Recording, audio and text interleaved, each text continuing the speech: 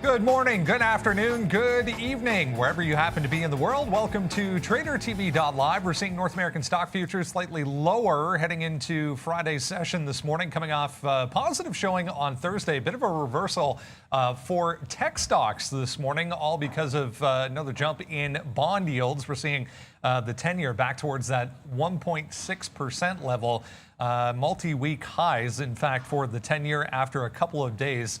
We did see a bit of a pullback. So we'll monitor that situation this morning. The positivity yesterday followed news that President Joe Biden would sign and did sign after market yesterday a $1.9 trillion stimulus package, COVID stimulus package. Growth stocks extended gains on that news yesterday throughout the day. The NASDAQ itself up about 2.5% this morning, as we mentioned, though. To the downside so far this morning, individually, Novavax shares, big move after market yesterday and continuing this morning, was up as much as 20% on positive data from their COVID-19 vaccine trial. We'll also have a look at some EV stocks this morning, the entire group to the downside. Some Chinese names as well, JD.com, Alibaba under pressure, both have news today, and Palantir shares as well down about 4% to start things off. It's Friday, March 12th, 2021. TraderTV.live starts now.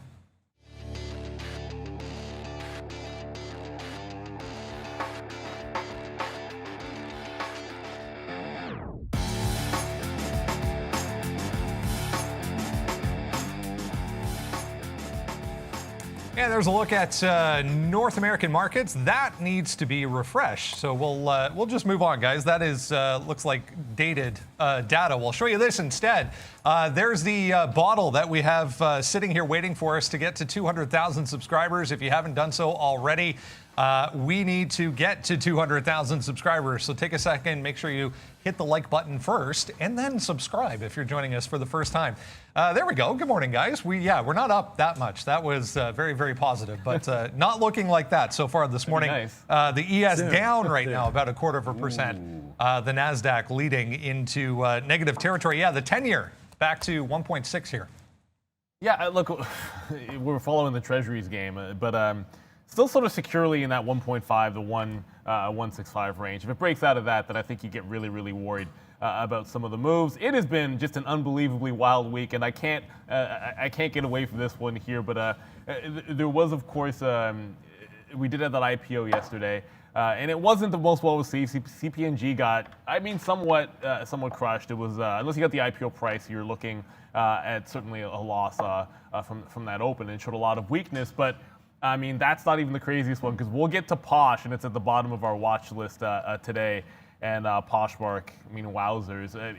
Within a stone's throw, I want to say, of its original IPO price. And anytime you're up at $100, and the issue was 42, and literally we're not even in the second queue yet. And we could be right back into that price. So it is what it is. This is what can happen. We talked about this. So the stocks with the biggest valuations when the market comes back, and the NASDAQ and the tech boom started retracing. It would be these high valuation stocks that might get the most damage, and that's what you saw with Poshmark here. Despite the fact they didn't really even have the worst earnings altogether. So there is going to be a heck of a lot to get to. And Sean, I don't know how I feel about this, so I'm just going to I'm a big Michigan State fan, like huge, like I always have been. Magic Johnson went to Michigan State. I can't call them the Michigan State Spartans anymore, because they are the Michigan State Spartans presented to you by Rocket Mortgages. That is the name of the team now. So you got a sponsor up. So what's the deal? Do I have to own the stock if I'm a fan? Like, what is the deal with? How do you name the team? Not the stadium. The team is called, I don't even know what. Are they the only team that's named something? I didn't even know you could really do that. Hey guys, welcome. Shout out to Mateen Cleaves. How about that name there, Neil? Okay. Michigan State Spartans brought to you by Rocket Companies. Buy the stock, I guess, Neil. I'm happy. I won't sell mine to you, but a lot of people will. Look, the market's been wild. This week has been nuts. We saw GameStop touch 350 again, then touch 170 5 minutes later. 4 or 5 halts later, I guess. And then you get JP Morgan. You're seeing this today. It looks like the 10-year back to 1.6. Look at this, 156. Just talk about diversification in your portfolio. I mean, you got to have some of these bank stocks up in there. In Canada, it's the same thing. Bank of Nova Scotia, Royal Bank. I mean, they're all busting out. Here's JP Morgan up huge. BAC, I mean, the exact same thing. Some of the run that these banks have been on has been absolutely incredible, which is why, you know, we talk about holding different things in different positions and different accounts for you guys and trying to diversify. You have to be that way if you're in a swing position. These banks are pretty high right now, so you may want to cash out. I was talking about getting some out of these banks, but I haven't, and thank God, as it continued to go up. Look, I don't know. They say sell in May and go away. You know, so we'll see what happens here coming time, springtime right now. We're just in March now, but it was 19 degrees, Brendan, yesterday. So that was worthy of some hot dogs flying around there. And today, hey, we're back to 5 degrees. And I think we're going to get colder once again this weekend. But congratulations to everybody in the U.S. I heard that May 1st, they're going to try to have everybody vaccinated by then. And hopefully we will have 10% of our population vaccinated by May 1st. Let's go, Canada. I read yesterday that I think we're currently at 7. So, yeah. Hopefully, we'll get to that point. Yeah, I just checked. Yeah, 19 yesterday was a record here. It's about 66 Fahrenheit. So, yeah, beautiful day here yesterday in Toronto. Bit of a refreshing wake up this morning. Yeah, back to just 5 Celsius this morning. So definitely not 66. Before we get too far ahead of ourselves here, let's get over to the desk and say good morning to Valeria.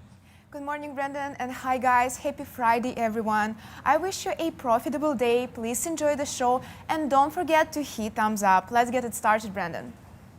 All right, guys, yeah, we're going to discuss this 10-year move in depth here. Coming up, we have Mark Roberts standing by from Sun Lake Strategies. We'll get his opinion on how to approach this Friday morning trading session. To start things off, though, guys, just as a general thought here on the overall market, we had a couple, two and a half even days back to the upside for some of these growth stocks and the tech group in general, the NASDAQ. I mean, we're kind of just in a range or developing a range here as far as these are concerned now. I suppose that's, yeah, that makes a lot of sense to me because, like we said, the 10 years in a bit of a range, right? So if you are going to see treasuries in a range, and let's go not to the daily chart, let's look at the 15 because it looks a little better. And we talked about something like Tesla as being a bit of a barometer for this overall group. You can look at like ARK ETF, or you look at the NASDAQ itself. But I'm only using Tesla because of that 700, right? So if you look at when the flush really started, and this volume really picked up, of course, on the 5th, you get that big push down to 540. But we're basically holding the 700 range. There's a couple attempted breakouts a couple of sessions ago, and then you hold that 700 there at the top, and we keep testing on the NASDAQ that 13,000 back and forth. So unless you get a big move in treasuries, usually terms of volatility tend to get followed by some range-bound trading. I would feel a heck of a lot better about this overall. If Tesla doesn't roll over today and holds, at the 660 to 670 area, I think that would bode really well. But if, we sell off through there, then that might be an interesting sign going into next week, a potential weakness. But I'd love to see us hold the 670 to 700. I'd love to see the NASDAQ just teetering at 12.9 to 13,000. I think that'd be a fantastic sign on a Friday when there are some signs that you could sell off. So yeah, I'm praying for a little bit of a range bound situation, but there's always going to be that opportunity to go shopping if you get a bigger dip, and you got to be prepared for those types of things when they happen. Yep. Yeah. I mean, that's exactly the same way I feel. I'm trying to buy on dips, and then the only problem is I really haven't been selling on rips. And I think a good example there would be DraftKings. And I just think you gotta really figure out what you're trying to do as far as, yeah, so there's lots of talk here. Yeah, so 19 degrees Celsius is probably like, what was it, like 60, 67? What did you say, Brendan?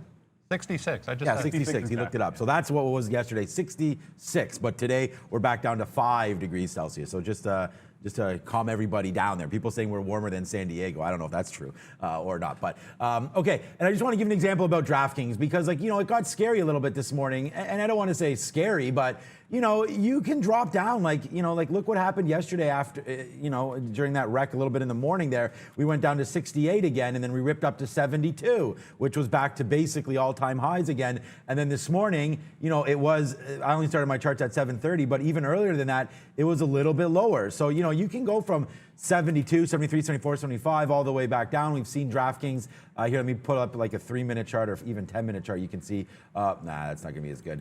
But anyways, we had dipped down 69. You can see the last couple of days, 68. And these are all off highs. Like we got down to 62, so it's just, there's a lot of volatility. Like just 3 days ago, DraftKings is 62. Today, you're gonna see 72. And yesterday, you did see 72. So I just think that, you rotate in and out, pick your spots. I mean, that's why, and I keep saying the same name over and over again, but that's why we go back to Palantir. Find a stock, like Rocket. That's how we started buying some Rocket back down at 20. That's why we started buying some AMC pre-hype back down near $2. Here's Palantir daily chart if it loads. I don't know. This new Windows update, I don't know if you guys have had that, some problems. We've been having some problems here with it as well. But look, 23, this is what I mean. Like you can buy some stocks that you believe have future growth potential. A new deal today for Palantir. So you could buy this, in and around that 23. DraftKings, the same thing, in and around 60. So I just think pick up high growth names when the market dips down, and then hopefully, remember, Brendan, we have the stimulus checks dropping now. Like if you're a family of 4, you're getting $5,600 just deposited in your account anytime, I guess, from yesterday and onward. And then if you're waiting for a check, I think it's a couple more weeks. But yeah, I mean, that money's got to go somewhere. And we saw what the stimulus checks did to the market, and some of these names like Palantir, like NEO, like the meme stocks, which these kind of all are now. We saw what happens when we get money. And some of us are not very frugal with said money. We buy options, we run up stocks, we do things like that. So I just think that there's a lot coming here for this market. And it will be shaky, but there will be huge days, and there will also be down days. But I would say hold tight, and let's see what happens next week. Should be exciting when some of this money gets pumped into this market. All right, early mover here, guys. I'll show you a headline here on Lordstown. Ride moving to the downside in a big way, 17% in fact for Lordstown here. Hindenburg coming out talking about a short position on Ride. So yeah, not good here. 16%. Ride getting absolutely smashed or crashing through low of the day. This is one of those where it's unavoidable, but we've seen these short reports time and time again. And I think that the biggest thing to always keep in mind is, without even looking, you can always look at the pattern. Just look at the daily chart. When was the last time we saw a short report where you didn't already see a chart like this, already cut in half? If you go back like to the beginning of the year, just basing out down here around 17. So it's pressing towards these lows at 1270. And oftentimes, and this is what it is, to take it with a bit of a grain of salt, but oftentimes you actually see maybe not today, because if today's a rollover day, it might be a trouble to find a base on something like Lordstown, but certainly maybe next week, if we've held that low, you actually get a bit of a base and can come back up as people pile into the shorts at the bottom, which sometimes leads to some losses temporarily. So I'd be looking for a bounce next week in Lordstown. I don't know about today, because there is that chance of a rollover in the market. I do want to get to the super chat. Thank you very much. Seiko Palace, how about buying Lemonade? Yeah, I liked it under 90 bucks. I love it at 70. That's where I got it. But to be honest, I wouldn't buy it at 105 bucks. No, because like the thing so the thing about this relief rally is, if we're consolidating in this range, right? Like if we're just going to sit here waiting for things to stabilize in the Treasury, ultimately this is the type of stock that in that sideways could come back to the downside. And if you get a rollover, what gets hit the most, right? Something like Lemonade with a high valuation. So I would have some concern that if you're buying up here, well, if you waited a week, you probably could have got it back at 90. Where, on that drop, of course you could add 80s or whatnot, but you got to pick somewhere to get in. There's some good levels and some good cluster in that 85 to 100 range. And I think waiting around for the bottom end of that range makes more sense to me, personally. Mark Roberts, president of Sun Lake Strategies, joining us as usual on a Friday. Good to see you once again, Mark. Good morning. It is a busy morning already. We've had a number of overall bigger picture type of, catalysts to deal with this morning. Let's start with the stimulus getting done yesterday, 1.9 trillion historic stimulus coming out to everyone in the form of checks, in the form of funding, obviously, for the travel industry. Get your thoughts first off on the travel industry here. I think as the vaccine rolls out more and more, and we get closer to what we'll call the herd immunity, which is anywhere between April and, let's say, Memorial Day, I think people are going to feel far better about moving around. Everyone I've talked to that's been on a recent airplane, the planes are crowded, the streets are crowded at destinations, and future bookings on cruise lines are active.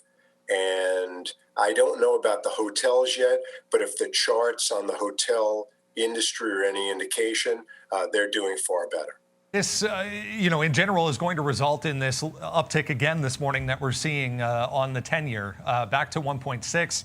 Is there an area of concern that you have kind of set out? Do we get above 1.6, and is that kind of alarm bells and red lights going off for you? I've been looking for 1.62 or so for many weeks.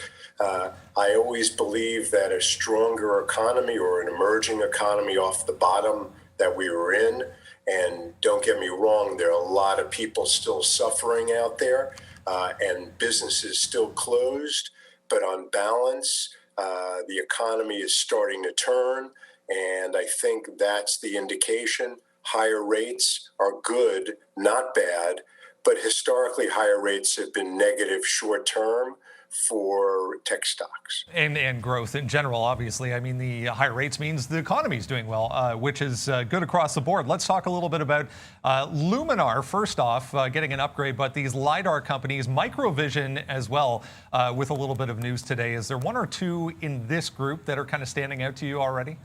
Luminar would be the one I would look at. This has been an emerging area, and I think you can make some good money in these kind of names. And DocuSign as well. We had earnings on DocuSign. It was kind of a stay-at-home play that we were talking about going back to this time last year. What are your thoughts on DocuSign this morning? DocuSign, it's trading down $7 off the level. Here's the problem. Stocks that went through their 200-day moving average purely on a technical basis are going to have trouble getting back above the 100 or the 50-day moving average. And what's happening is the 50-day moving average is starting to roll. And if they start crossing other moving averages to the downside, that's going to be basically your topping area. And that's going to be a problem. I look at the Qs, QQQ for the NASDAQ 100.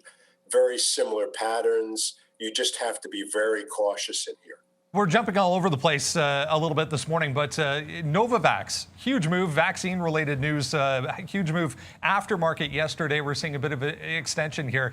I mean, the first thing I read on this yesterday was, this is already very crowded. There's obviously 3 or 4 approved already, depending on what country you're in. But is there room for Novavax to get this out and make, some sort of positive impact on COVID-19, specifically in countries that maybe don't have access to some of the other ones?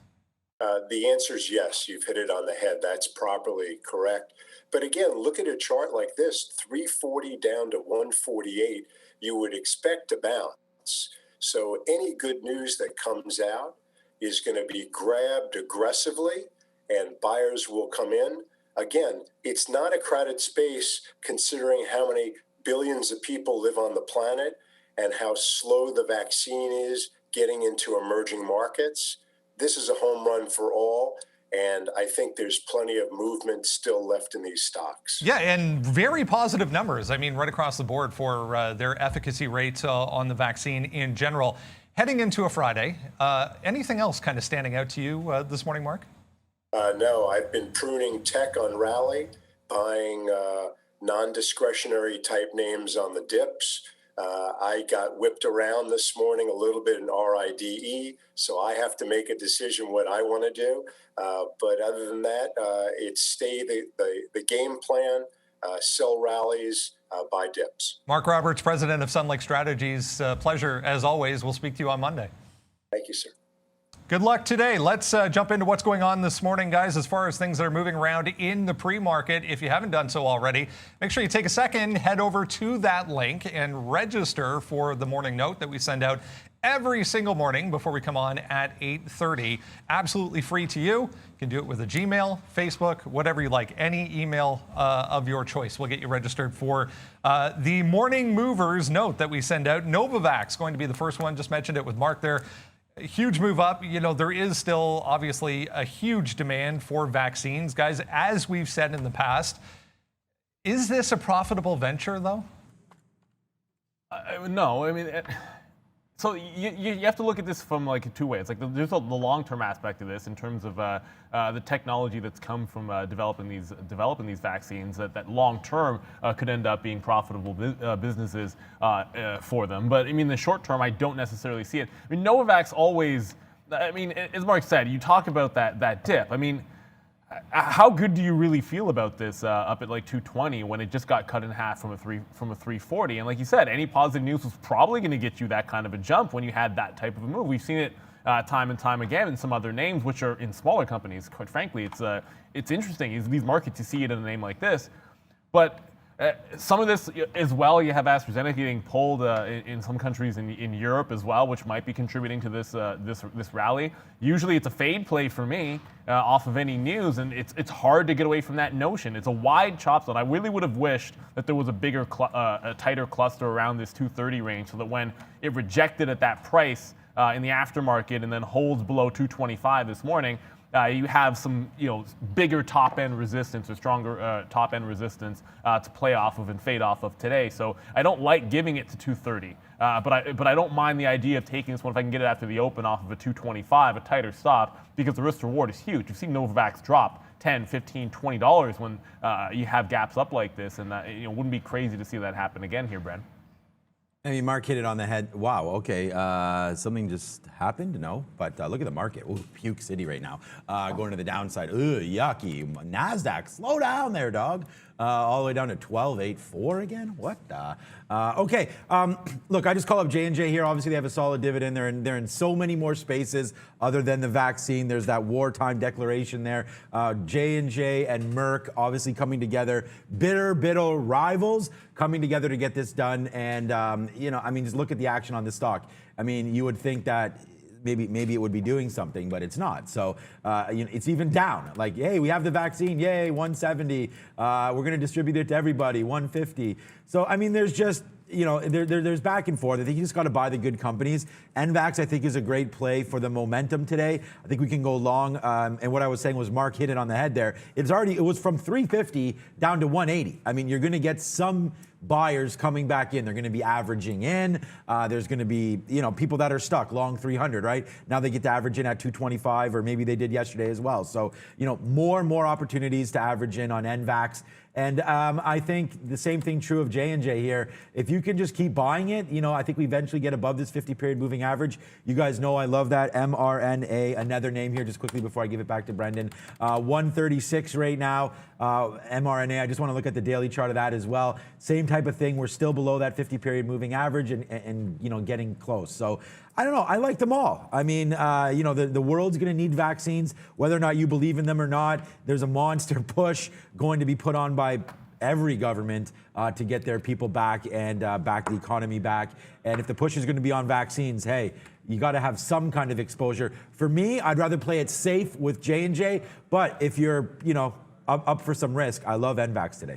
All right, guys, let's go for some upgrades and downgrades today. Some interesting names on here once again. We mentioned DocuSign there. Uber as well with an upgrade. There was some positivity surrounding Uber in the pre-market a little bit. FedEx over here, price target decrease, and home builder, Lennar as well to the downside, guys. All right.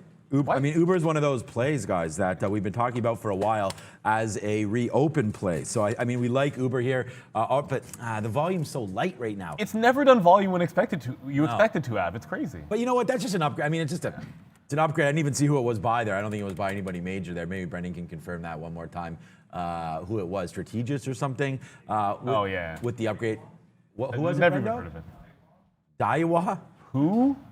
Okay, so all right. So with that being said, wow.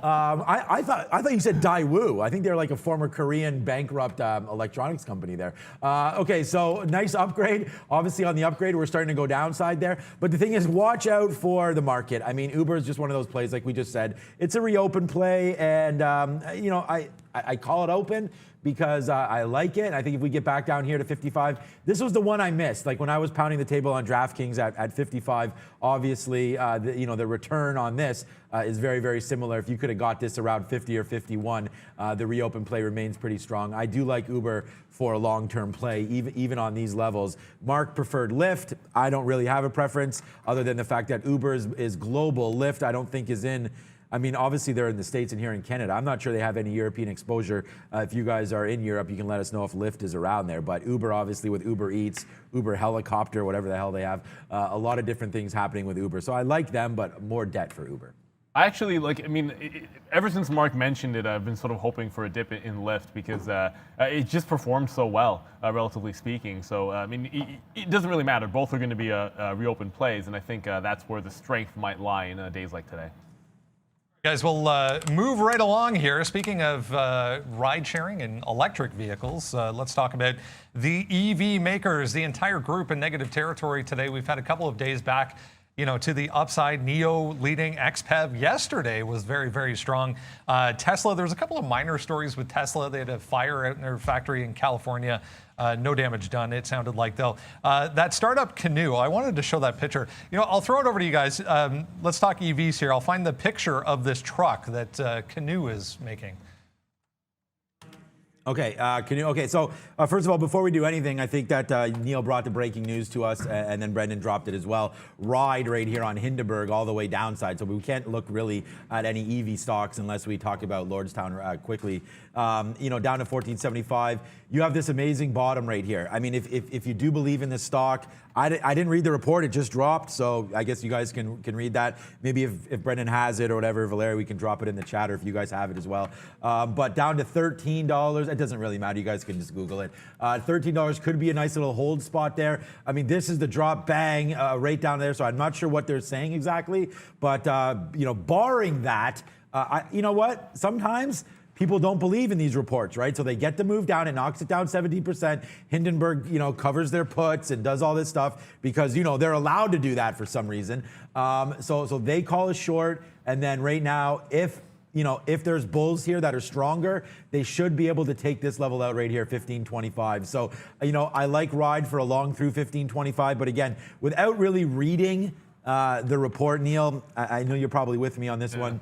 It's tough to trade something blind, but we'll just watch the price action. I'll tell you, like, if it's down there and holding that low on Monday, you know, after reading the report, there's nothing, you know, too crazy, because there's a big difference between saying something's overvalued and the valuation is nuts, and then calling someone an outright fraud and then providing proof of those types of things, right? So you always want to make sure you know what you're dealing with in that case, because let's be real for a second. Like we kind of joke around about short seller reports here and there, and it's been more prominent, but you know, sometimes these guys used to be heroes when you talk about like Enron and those different scandals. At times there's teeth to it. So without knowing, Sean's absolutely right about that. I want to come to NIO because the dip buy has been good. We've been trading this one pretty heavily. It's going to be hard not to think about some places to fade it today if you're looking at the overall space. So I mean, you get it's going to be sort of obvious to look at this 46 level if you get a big of a push to the upside, but I just sort of want to point back to the last weakness that we had, and sort of when we're looking at a small gap down day, you did have a test, and I'm just going back into the fifth, and that's on Friday. You did have a test higher, like it did push off pre-market levels from 38 all the way into 40, so a $2 rally, and then absolutely tanked. Now this is obviously a different day. It's not going to be the same thing. It's you know, maybe potential selling into strength. As opposed to that was on the downward move in the market. So to say it's going to go the same $2 and do the same move is kind of a little bit crazy. It could be, if there's a stronger move, I would be fading 48 as well, but I have to look at that pattern. I have to be interested in it. If we ever retest that bottom from the morning, this is where we're grabbing those longs at 43. That's still in play for me, 42.65, particularly that price. If you choose through there, I'm not. My first instinct is not to dip buy NIO today. It's actually to sell on any kind of a pop. All right, guys, so here it is, as promised. Go EV, that Canoe company making that, apparently, by 2023. So that looks really cool. I might actually buy one of those, but we'll see if it actually comes to fruition or not. Apparently, it's promised by 2023, Sean. You know, Brendan, that looks great there. I wonder what that looks like in person. That front windshield, although, look, it looks cool. There's no doubt about that. I just wonder what that does look like there in person. Hey, look, I just put that report on the chat. If you missed it here, you can join me here right now for this little headline. I just dropped it on my Twitter, so I'll drop that as well. Hindenburg, and then a quote to Zero Hedge for the link. That's what. And thanks to Greg over there, if you can hear us as well there, for dropping that. Apparently fake sales. It smells a lot, guys, like our friend Nicola is back in the building. So let's wait to see what happens here with Ride. And again, you know, without too much information, we'll hold off and just wait to see. Well, we have the information now, but I haven't read it. We'll wait to hold off on the price action. Let's just check out what Nicola's doing quickly here. We have a lot of stories to get to, so still a half hour to go. But okay, so nothing really on Nicola, but just as a reminder, in case everybody forgets, yeah, I mean, this is what happens, you know, when you get some negative. I mean, great news, GM, hey, we're partnering with GM and on those agreements there, MAU. But now, bang to the downside, bang here again, and Nicola's still near these bottoms. So going to be hard to recover for Lordstown until they can prove those kind of reports are inaccurate. All right, let's have a look at the overall market here. We are back to the downside once again, 0.4% for the ES. We'll bring in Arun, have a look at the futures, talk about some levels that we need to be aware of this morning, Arun.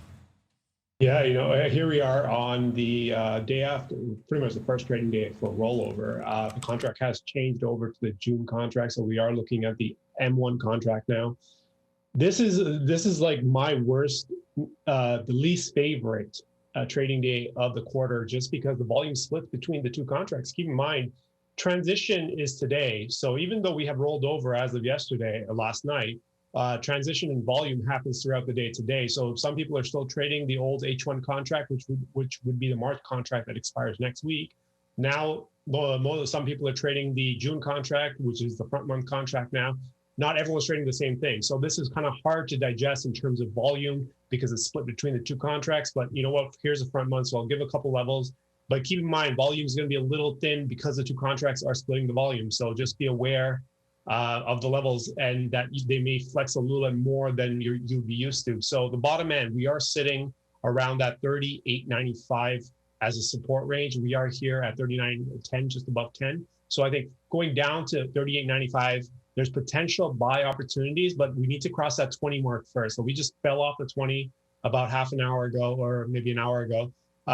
If we can get above 20, I think you can establish that 95 as a support base, and we have potential to go up. And then, of course, 39.50 is the top end as resistance. So once you enter that 30 area, from 30 going up to 50, you have resistance.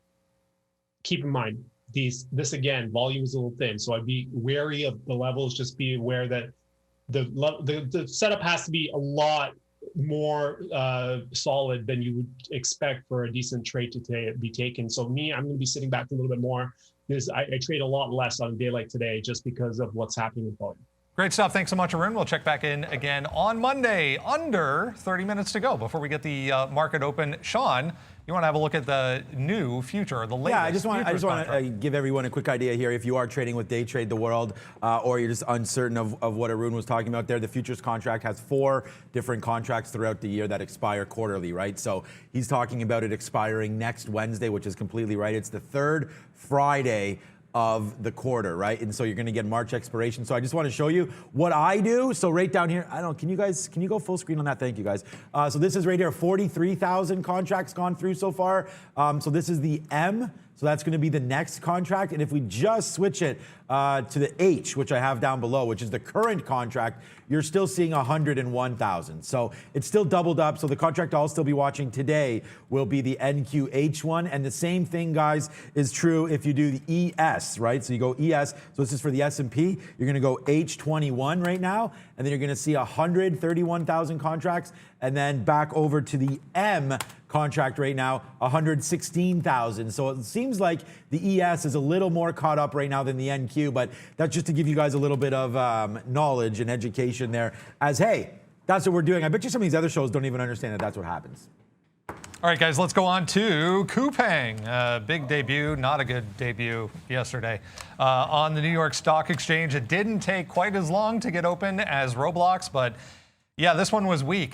Straight downside. We are trying here in the pre-market to get back above some levels, but yeah, pretty weak yesterday for CPNG. It was an hour actually earlier. It opened at about, not about, I have it right here, 12:27. So I was long and then got destroyed because we finally got out, breaking through 60, 61. It opens at 64. You can't see it's in here at 60, or it's right up here actually. Yeah, 64.50 I believe it was the opening price.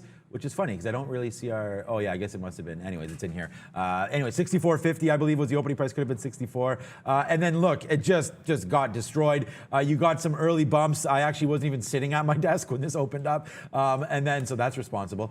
So up to 69 instantly, and then just came all the way back down. And basically, if you were holding, you could have, not had too much damage done if you were responsible and got out there once it was hovering around the IPO price. But if you gave it to 60, man, it never even came back. So a good punch out there at 60, but it's still a $4 loser if you take that IPO price. And then it's just disastrous, man. It just kept cracking levels. But like Roblox, in a way that there's a level that maybe we can find here. And I think, Neil, this $50 level held pretty good there. You're up to 52, 53. Again, without knowing too much about the company other than the Korean e-commerce, I like the spot that they're in, but they don't like the stock, it doesn't look like right now. So it's still a little bit overvalued probably, and we'll just wait to see what happens. You saw what Posh did there today after one of their first reports as well. So let's wait to see on Coupang. I can't advise this as an investment.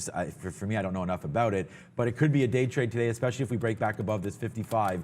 There could be a long here for Coupang, and then if you do go long, you can use 50 as your out, maybe even 49 as the very bottom. But Coupang, no good yesterday. We'll see if it has some money for us today. Yeah, man, it really has to hold that 49.50 area. If that craters through there on a day like today, it could get really ugly for this one. And again, they do have a quarter of the market share in Korea, but like, what does that even mean? If they don't get some growth out of that, I mean, I don't know. The valuation, obviously, the market's going to tell you what it wants to, and it's going to tell you that it's overvalued after a day like yesterday. There was just all kinds of weakness in the afternoon. All right, Palantir, guys. Wow, Palantir just heading towards day lows here. 4% now to the downside. No additional news this morning. We said yesterday, if you joined us this time, we were talking about that new contract with an auto parts maker, 6-year contract. So just another contract for Palantir. But yeah, look at this, the latest little dump here for PLTR, guys.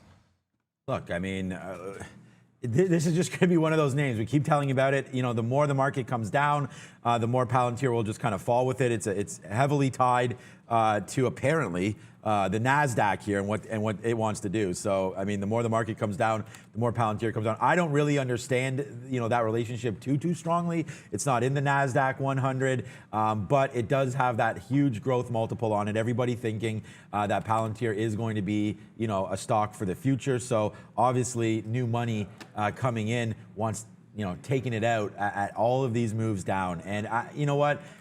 It still remains the same for me. We'll play the dips off the open just like we've been doing yesterday. I can call up yesterday's chart and show it to you. Those of you that have been watching, that's the only way we've made money really on Palantir. Sometimes we get lucky enough to take the breaks. Why I have the daily chart up here is just to show us, to give us a little bit more confidence. Look, I think when those stimmy checks come through, I believe Palantir will get bought. I believe the NASDAQ will get bought. So I think today's a day to buy on dips for everybody. So you can hold me to that on Monday, Tuesday, Wednesday of next week. We'll see what happens. But, if the NASDAQ gets going, then I think Palantir rockets back to 30, 35.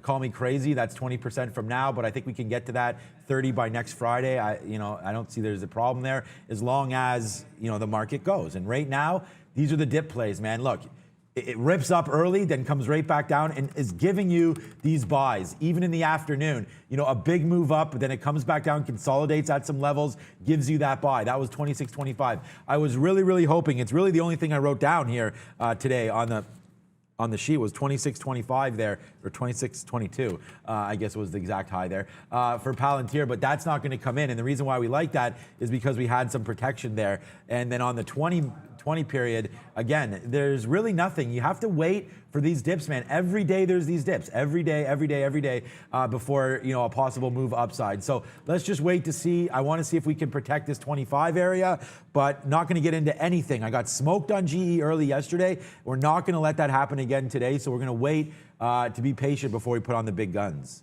Yeah, patience is everything, man. I was burning in NIO, and it ended up being good only because I got in too early. I want to get to this just only because it's moving. I do have this ENTX and Terra. You're going to see it second last on our watch list. We go through this every day. There's always a few small captions, maybe some gappers and bio names at the bottom of the list. Look, there was, and I got into this one a little bit heavier when it tested this 660 level here. So it's a gap up play. It's the second day that it has been up. We were trading and looking at this one in yesterday's action. So we had some levels to work off of. You had failures at 8 even, and then a little bit later on around lunchtime at 7:30, 7:35. So those are prices that are going to stand out for me. But I was just fading off of this 660 area, and there is all kinds of support down at 580. So the first time I shorted it, I got like 590s as best price out. Then I got shorted here. This little wick, of course, because I had a stop order in the pre-market. I don't know why I do that every time. This little wick got me out. I worked back into the position and took a bunch out in this little chop zone at 617, trying to bag like 20, 30 cent wins. And then it flushes to 80. And again, 1, 2, 3 times it's held it. If it rallies here because of the time, I'm probably going to allow it to push back into 650 before I would get more shares into the short. And this thing has to bust through this call it like 565 to 580 area to get some real capitulation, which it seemed like it was happening.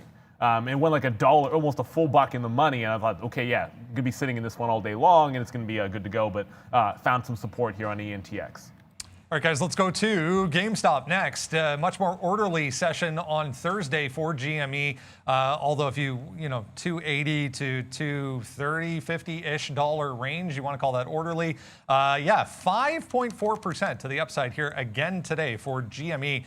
No real news or catalyst on this, but definitely holding up much better than the market right now.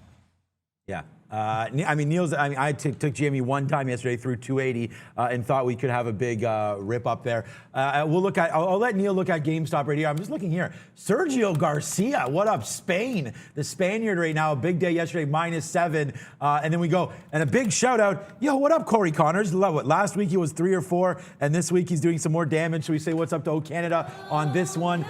Shane Lowry, I saw someone there in Ireland today on the chat talking about Lyft being there in Ireland. Let's just wait to see. We're going to be updating this as right now, guys. Ooh, Taylor from Canada up here. There's my boy. There's Morikawa. He's trying to make some moves. What's up to Bryson? I love how they changed the rules on 18 only for Bryson, that he can't drive over the 9th fairway there to get a better angle into 18. It's absolutely ridiculous. They changed the rules for one player. That's like some cream of rules. Isn't that fun though? Like they're saying it's for spectator safety, but like to me, as long as if you know Bryson's on the tee, first of all, then okay, marshals, do your job, and you know he's coming that way, clear the space, and then it's kind of like, buyer beware or pedestrian beware there. If you get hit with a Bryson DeChambeau drive, I mean, that might be the best moment of many of our lives there. You'll be on TV. It'll be hilarious. The concussion might be bad, but it'd be a lot of fun. I don't think you're going to get concussed. I mean, okay, fine, protect your head, but I mean, most likely the ball's not going to drill someone in their head. But anyways, okay, that's enough about that. Shout out to TPC Sawgrass. Maybe we'll play there one day. Yeah, so GameStop right here, another big move. I mean, it might be one of the only stocks you can find with relatively no news that is in the green today. And every day is a news day for GameStop, it seems like, but without any real news other than what's happening on Wall Street Bets and with Ryan Cohen and things like that. This is the mistake that I had yesterday. We took a $10 hit on a 280 break there, but I was comfortable doing it. We knew that was going to be the risk, and just didn't pan out for us. So we could try it again today, but right now, barcoding right here a little bit. Shout out to our viewers for that one.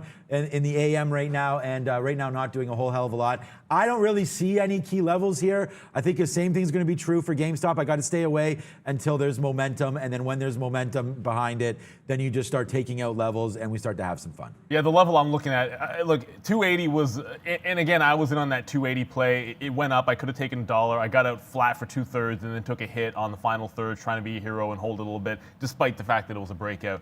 So I'm not going to look at the 280 level, but that 285, if it can push through the levels that were failing, which is the 280 break, which failed at the open and fell a little bit later on in the session there. If it pushes through that and holds and takes the next 85 level out, which if you go back 2 sessions ago, was the top of that multi-halt move. So I love that one for a break, and I'll be looking for that at GameStop. Look, it's just incredibly impressive when you think about the dollar value of trading that's going through at these levels, that when you get a capitulation like what happened on Wednesday, that we're going to essentially trade above 230 in this 250 to 270 range for a day and a half on millions of shares. It's like, if that didn't cause it to flush and didn't cause us to be trading down below that 200 mark, you got to figure there could be some more juice to the upside. And I feel like in terms of the breakout trade, it just feels like a better play in terms of momentum for me, which is what we're doing, is momentum trading it.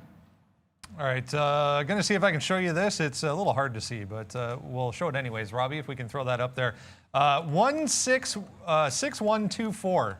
I don't know if you can see that, but that's the current bid on the 10-year, guys. So Mark was talking about 162, so 16124 on the 10-year currently. Leading into the banks, obviously. Sean mentioned it briefly earlier. The entire group on the list this morning, guys, either at or near all-time highs for the big banks this morning, extending gains, in fact, in the pre-market here. So take your pick. Which one do we want to talk about here for the banking group? They're all, I mean, they're all the same. I mean, maybe WFC. I was going to say, well, maybe not Wells as much, but. I mean, yeah, they're all. I mean, they're all the charts. What I mean is just they're all going to look the same. I mean, 39.70. They're all at the high. I can call up J.P. Morgan. Will look exactly the same. J.P. Morgan's more of a straight line up. The reason I just bring up Wells Fargo, it's a little cheaper. You guys may like to look at this name instead of J.P. Morgan, just depending on what your capital is like for that one. But look, 1624. Like, okay. It's going upside. Banks make money in this environment. We know that. They're a safer play. So you can look at Wells Fargo here today. Not really moving too much. Let's check out Morgan maybe. Wow, $84 for Morgan Stanley. Okay. Nice little move up. They're up that 1% today, but they all look the same. So for me, they're not really, look at that. See, they're not, wow, big move off that 50-period moving average back in February. So we're basically about a month here, 68 to 84 in a month for Morgan Stanley. These are supposed to be things that don't move that often with the bank stocks, but in this environment, they're rocking and rolling, and Morgan Stanley remains pretty tight. That's a lot of traders' picks for, obvious reasons. They have big trading revenues as well. So same as, I mean, look at the Goldman Sachs chart for trading. It's been unbelievable. What about this 83.80 level? So we'll just watch it. I think we got to see what happens if it does retest in this 83. I have a feeling, though, that the Treasury may start coming, that 10-year may start coming down a little bit, which should ignite some of these tech stocks. So for me, I trade on breakouts and things like that. So we'll look to see if it can take out new highs on Morgan Stanley. JP Morgan at 157 looks pretty good as an all-time high as well. So I don't know. I don't have any key levels. They just keep going up. So we'll buy on weakness and sell on rallies in the banks. Yeah, I just want just to go over Wells one more time, because JP on the daily, you look at this and breaking, obviously already broken out through this 140, already giving you multiple levels. I mean, I don't know. We talk about not turning investments into like swing trades and vice versa, that kind of thing. Investments into swing trades is not as bad as turning a swing trade into an investment, but suckers bet when you bought this breakout here at 105 and you pick it up at like 110, and then put yourself in a position not to load back up at 90.95. And I think you got to resist the temptation not to take profits off because you didn't get the best entry. I think it makes a lot of sense. And then you go to something like WFC here, and hey, this little cluster, I mean, you're talking back before a pandemic pushes down. Wells was already showing cracks, right? So it has yet to break through this like 42 mark, and that's why I look at Wells Fargo at like a 40 today. If things sort of stay the course. And Sean mentioned, if we actually get that retracement, if we come back down to 1.5, a different story. and that's on the Treasury. But Wells through 40 on a momentum play might be a little bit of possibly more interesting, just because it has lagged so much further and actually has a bit of consolidation at this level. If you want to go all the way back into March before things really went haywire, that second leg down was already. I mean, we'd already come off in Wells about $16 here, and then it went another 15 to the downside off of that little push. So Wells more beaten up, possibly giving you some opportunities if you do get a surge in space. All right, JD.com, the next one on the list, guys. Let's talk about some brokerage ideas for JD.com. $1.5 billion, apparently, they're looking to spend on Sinolink Securities, a Chinese online brokerage. So a little bit of a move here to the downside, to say the least, is about 4%. Alibaba as well. We mentioned the investigation going back a couple months on both of these companies. Looks like the fine that could be slapped on Alibaba, they're talking about historic in size. We'll see. We'll see it when it comes. I mean, the other thing is it's interesting because the pullbacks in these names haven't been as deep, and I think it's worth keeping in mind. Like if we were to pull up some of the other tech names that have pulled off a little bit, and you'd be saying to yourself, okay, well, it doesn't seem so bad, some of these charts here on Baba or JD.com, but just they hadn't rallied quite the ridiculous levels of some of the bigger high flyers. So if you ever get a chance, and again, if it comes down to like an 80, I think it's going to be an interesting pickup. On the day trade, JD.com never really had any success because like here today, even on that news, 300,000 shares in the pre-market in particular. If you're going to trade one of them, you're probably going to be looking at Baba because it tends to have better swing opportunities. I will just say, I just talked about the pre-market. I don't like getting into NVAX pre-market, and it might be pie in my face not taking that bottom end break at 215, but that just went. So I did prefer the fade. I'll fade into the pre-market off a push up because it feels a little bit safer. But when I have that 226 stop at the high, but the breakdown trade at 215, I mean, that's one of those go right away or you're out, and I don't like that in the pre-market. But NVAX looking like it's already starting to roll over. Yeah, exactly. So. Look, we talked about NVAX earlier. I like it for a long, but I mean, the market, hey, where did my NASDAQ chart go? Maybe my sneeze there blessed it away from us. We'll have to find out. The thing is, we have cough buttons on here. So some of the things, we have this is called a stream deck. So we have different things like I can hit like, hey, let's do a little bit of a backflip right here. So there it goes. And then I didn't have the cough button on that. So I tried to hold the mic and I don't know if it was picked up there on V's mic or not. Okay, Boeing. I know you're just talking there about a different name, but there is some chat about Boeing here, and we're coming up to that. So that's moving around right now. Did you want to? Is Boeing on our watch list actually? No, it's not. Okay, so we can talk about it today here. Again, Boeing up that 0.5%, another deal for more planes. Look, I think that this is just going to continue to happen for them. Boeing continues to make new highs. It's been a fantastic, fantastic chart for us on Boeing. We've been buying these dips. My average price is 212. We keep talking about that over and over again. Now it's breaking out. I mean, this is a profit-taking area if you are long Boeing as well right now, especially off that little move. I mean, that was a big move up in the last couple weeks for Boeing. We think it can go back even higher than that. So it got as high as 258 in the pre-market, again, on that news. So we're going to watch out for some of those levels. Yesterday's high seems more realistic. We do have some consolidation right here around 256.50. So I love a break of 256.50 right here. Yesterday's high plus some consolidation there. And then on the downside, it held 250 like a champ as well. So look, hopefully we have enough eyeballs to watch all of this. It's going to be a fun day. I don't have the NASDAQ up here, so I can't show it to you, but the market continues to fall a little bit here. We'll see if it can reach a bottom. Let me find this chart, Brendo. All right, let's talk Microvision. In the meantime, reporting earnings for the first time since obviously the last time they reported earnings, but a little bit of a miss here. They did report a loss. It was smaller than expected, but they did say, and that's where the positive move came here a little bit late after market yesterday, they did say that they're going to have a product ready to go as far as sales by Q2 of this year, which is much sooner than expected initially for Microvision, guys.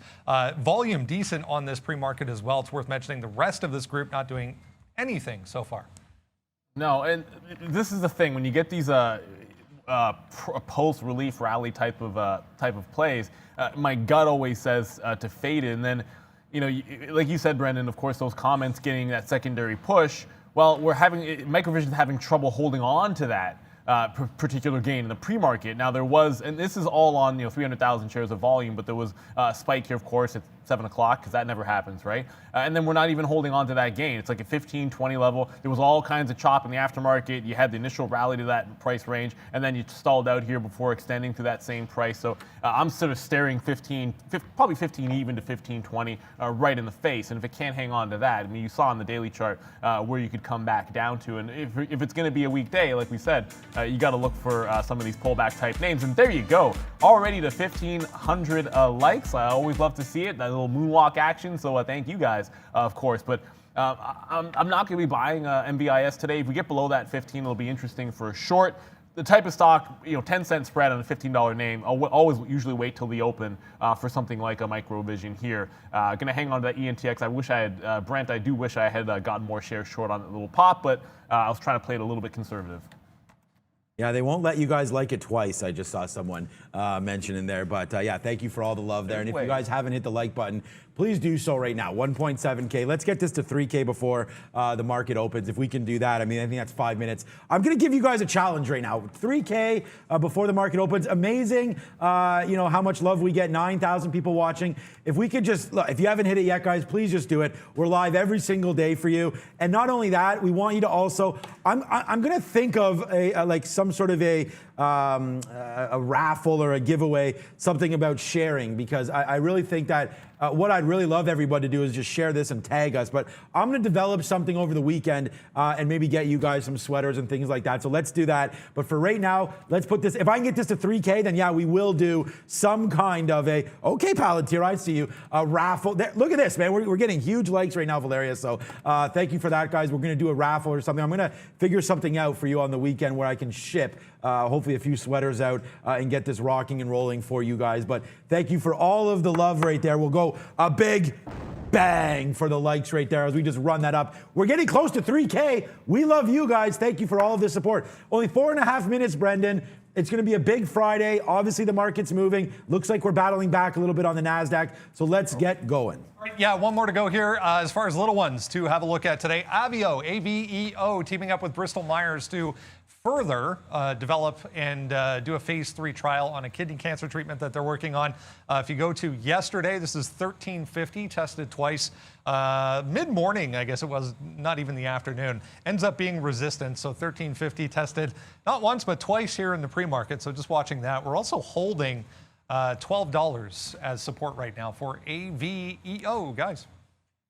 And just noticing a NEO here, look, it's already down that 5%, but it was trying to make a bit of a push to the upside. Of course, I was looking to fade, as I mentioned, any sort of strength in this particular name off the open. So far, looks like we're testing those bottoms, even as Sean mentioned. You do see a little bit of a push there in the NASDAQ and a little bit of a push in the ES as well, but NEO may be headed the other way. Just to go back, we talked about Boeing just now, but I want to go back to GE because for me, and this was the story where they got beaten up, they're talking a little bit about that reverse split. It's held 12 even for a couple of sessions now. There's that 50 period, and there's that cluster before the breakout. So I do look now at this like 12, 35, and I tried this price yesterday, scalped some out for a win, and took the rest out for a loss for an overall basically flat trade. So it was not that successful, but this is a pre-market high. That same price, 12.35, I was looking at before. So I'll be watching for a 12.35 break on GE here today. And it's literally as I say it, it just spikes up like 10 pennies or so. But watching 12.35 here on GE. Yeah, good call.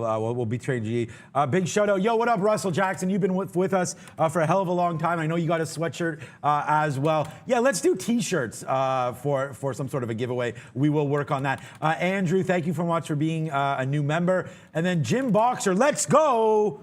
There it is for you, Jim. Money. Hey, man, you guys keep super chatting. We'll be dropping that money thing. You guys love the money thing. I don't know. Thank you to Rob for building that one. That's one of our more popular names, or one of our more popular gifts, I guess, that we hit. So thank you so much for that one. Yeah, GE, a good look there. We're still watching Boeing on the way up now. Look at the NASDAQ. Hello, NASDAQ. Wake up, my friend. Hopefully we can get that going. And GE, yeah, Neil brought, I'm not going to cover the same levels Neil did, but yeah, that's a good one right there. Like we talked about, 1235, 1240 or so, hopefully on a rebound from yesterday, GE. But it was beat up yesterday, man. It could get beat up today, but let's watch out for GE. Yeah, fingers crossed on that one. Look, obviously, we know what's been going on with that particular name. You have to tread carefully on some of those plays. Also going to be going back to, where are you?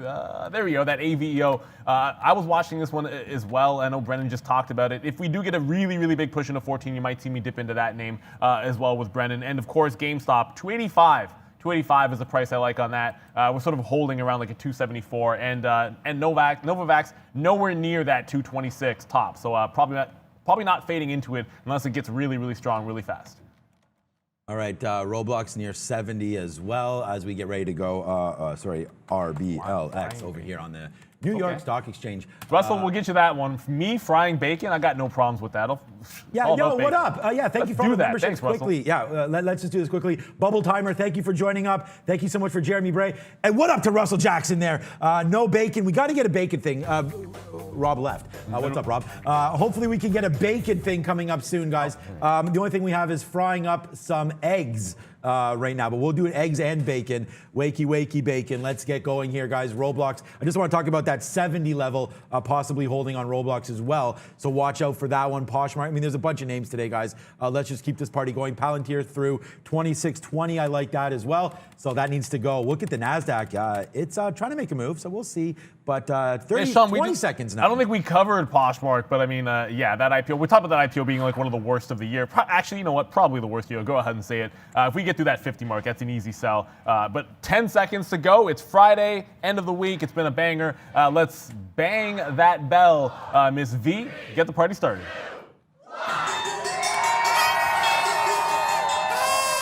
That's bangerific there. Good job there, Valeria, on that one. So we're going to watch out for GE. Oh, you know what we didn't do? We didn't do the imbalance locator today. Quickly, Palantir, Sal, BAC. Most of these are going to come off. Almost useless to watch it right now. 1235 on GE. I do like that one. Let's see what happens here, guys. Of course you did it to me, Novavax. Look, it is what it is. We're going to talk about this one to sell into strength and not getting that 215 break. There is Novavax all the way down $10. You've seen this before. Yeah. It's the same old party, fading off that news every single time. NIO here, NEO, pushing towards its low today. So much for selling on any kind of a pop of strength. I mean, saw a little bit of a bit bounce in the market. Going to have to try to get patient here. But GE... Did I get to fill? No, I did not. That broke 1236, didn't it? Yeah, I'm long 1236. So okay, this reminds me already of yesterday. Like I did the same mistake again. But this time I watched it and I just thought it was going to go. So this time is a little bit different. We do take out the top there on GE, but failing right now. We may try to get out of some of this one just going to the downside one more time GE. But watch out, guys. I still like that 36 level. Let's wait to see. Yeah, I mean, I just got into it at 34. So I mean, I had to get into it manually as well. Of course, Neil, you're not going to give me any kind of strength to sell into because that's just how it has to happen for me. If it does any kind of a push back in, I'm not going to chase it too far because it's not like we're screaming to the downside. And I have to go back over to this ENTX, which I was managing, of course, and I didn't load into, but I just got a pop through that 560 bottom, so I took some out at 75. Still have 655, so we'll go with, I don't know. We'll do this one because it's like shredding, and I haven't done the shredder in a while. We'll shred ENTX. The stock is hella weak, and if it holds below like a 6 even, it's going to be really, really a lot of weakness. If it comes back to 25 to 30, I'll load back into that short for sure. Okay, so good trade on GE. They're out some and finally, different than yesterday, thank God. Got some outs at 40 there from a 36 long, and now we'll see if we can go to 40, 42, 43, so on and so forth. Palantir drops to that 25 level. Look at the NASDAQ. Oh my God. Puke City right now, all the way back to the downside, so you got to be very, very careful here with Palantir. I don't love it yet. I don't want to even dig in yet. I want to see this market get back a little bit, so let's just continue to watch Palantir here. Defending 25 isn't horrible, so we may put on a little trade right now on Palantir, guys. Yeah, and I'll tell you right now, it's going to be frustrating, but Poshmark, I mean, look, you try to take a breakdown trade, right? So remember, stock's going to be SSR, short sell restricted, when it's down more than 10%. Posh breaks 50. It's only done 250,000 shares, and look at the spread. So it's not like it's going to be easy to take a breakout or a breakdown trade, but that's if you got it, that's basically free money at any price when it broke that 50 area.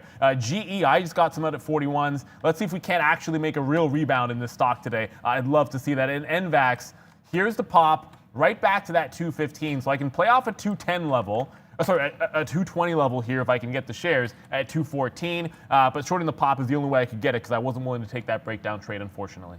All right, guys, here we go. We took a risk on our boy, and so far it's paying off. Palantir, look at that buy, 25.25. I mean, guys, if you're not with me, then that ain't for you, because right now, we talked about it. I mean, rewind it. Put the clock back to like 9:15 when I said, let's wait for a dip in Palantir.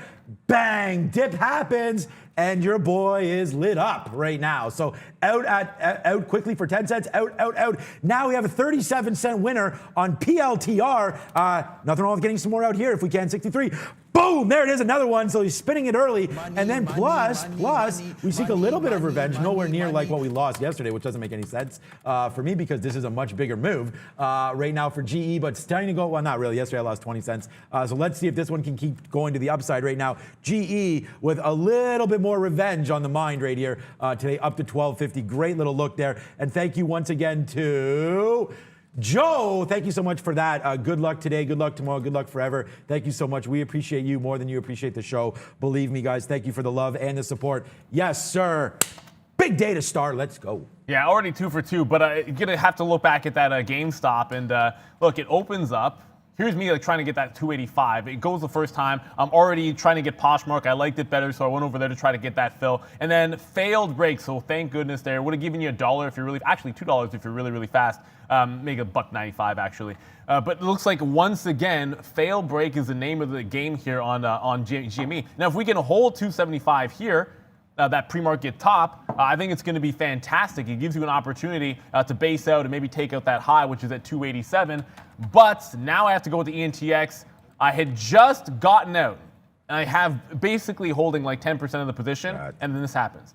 Upward halt. Now this doesn't stop me out because it actually does not break 665 where my stop was, right? So I only noticed because my screen goes all gray and I'm holding 10% of this one. So if it goes above 7, there's no way I want to hold this. I'm short at 655 here and I'm up on the stock, of obviously having traded in the pre-market.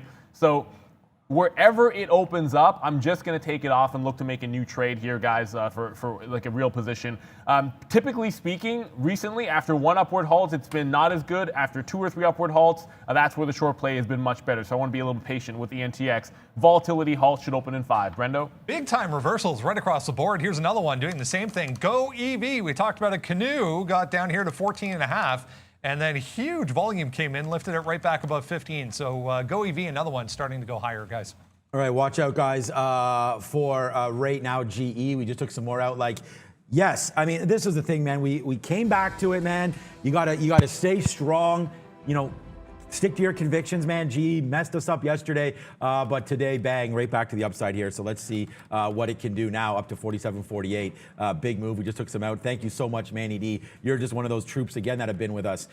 Thank you. The Thor hammer bang would be pretty sweet. Yeah, I mean, you're right. We'll drop some Thors soon. Our guys are too busy, man. Our production team is great, but we will get them to hopefully get some new graphics. They've been working hard on lots of stuff for the show, so hopefully that'll come.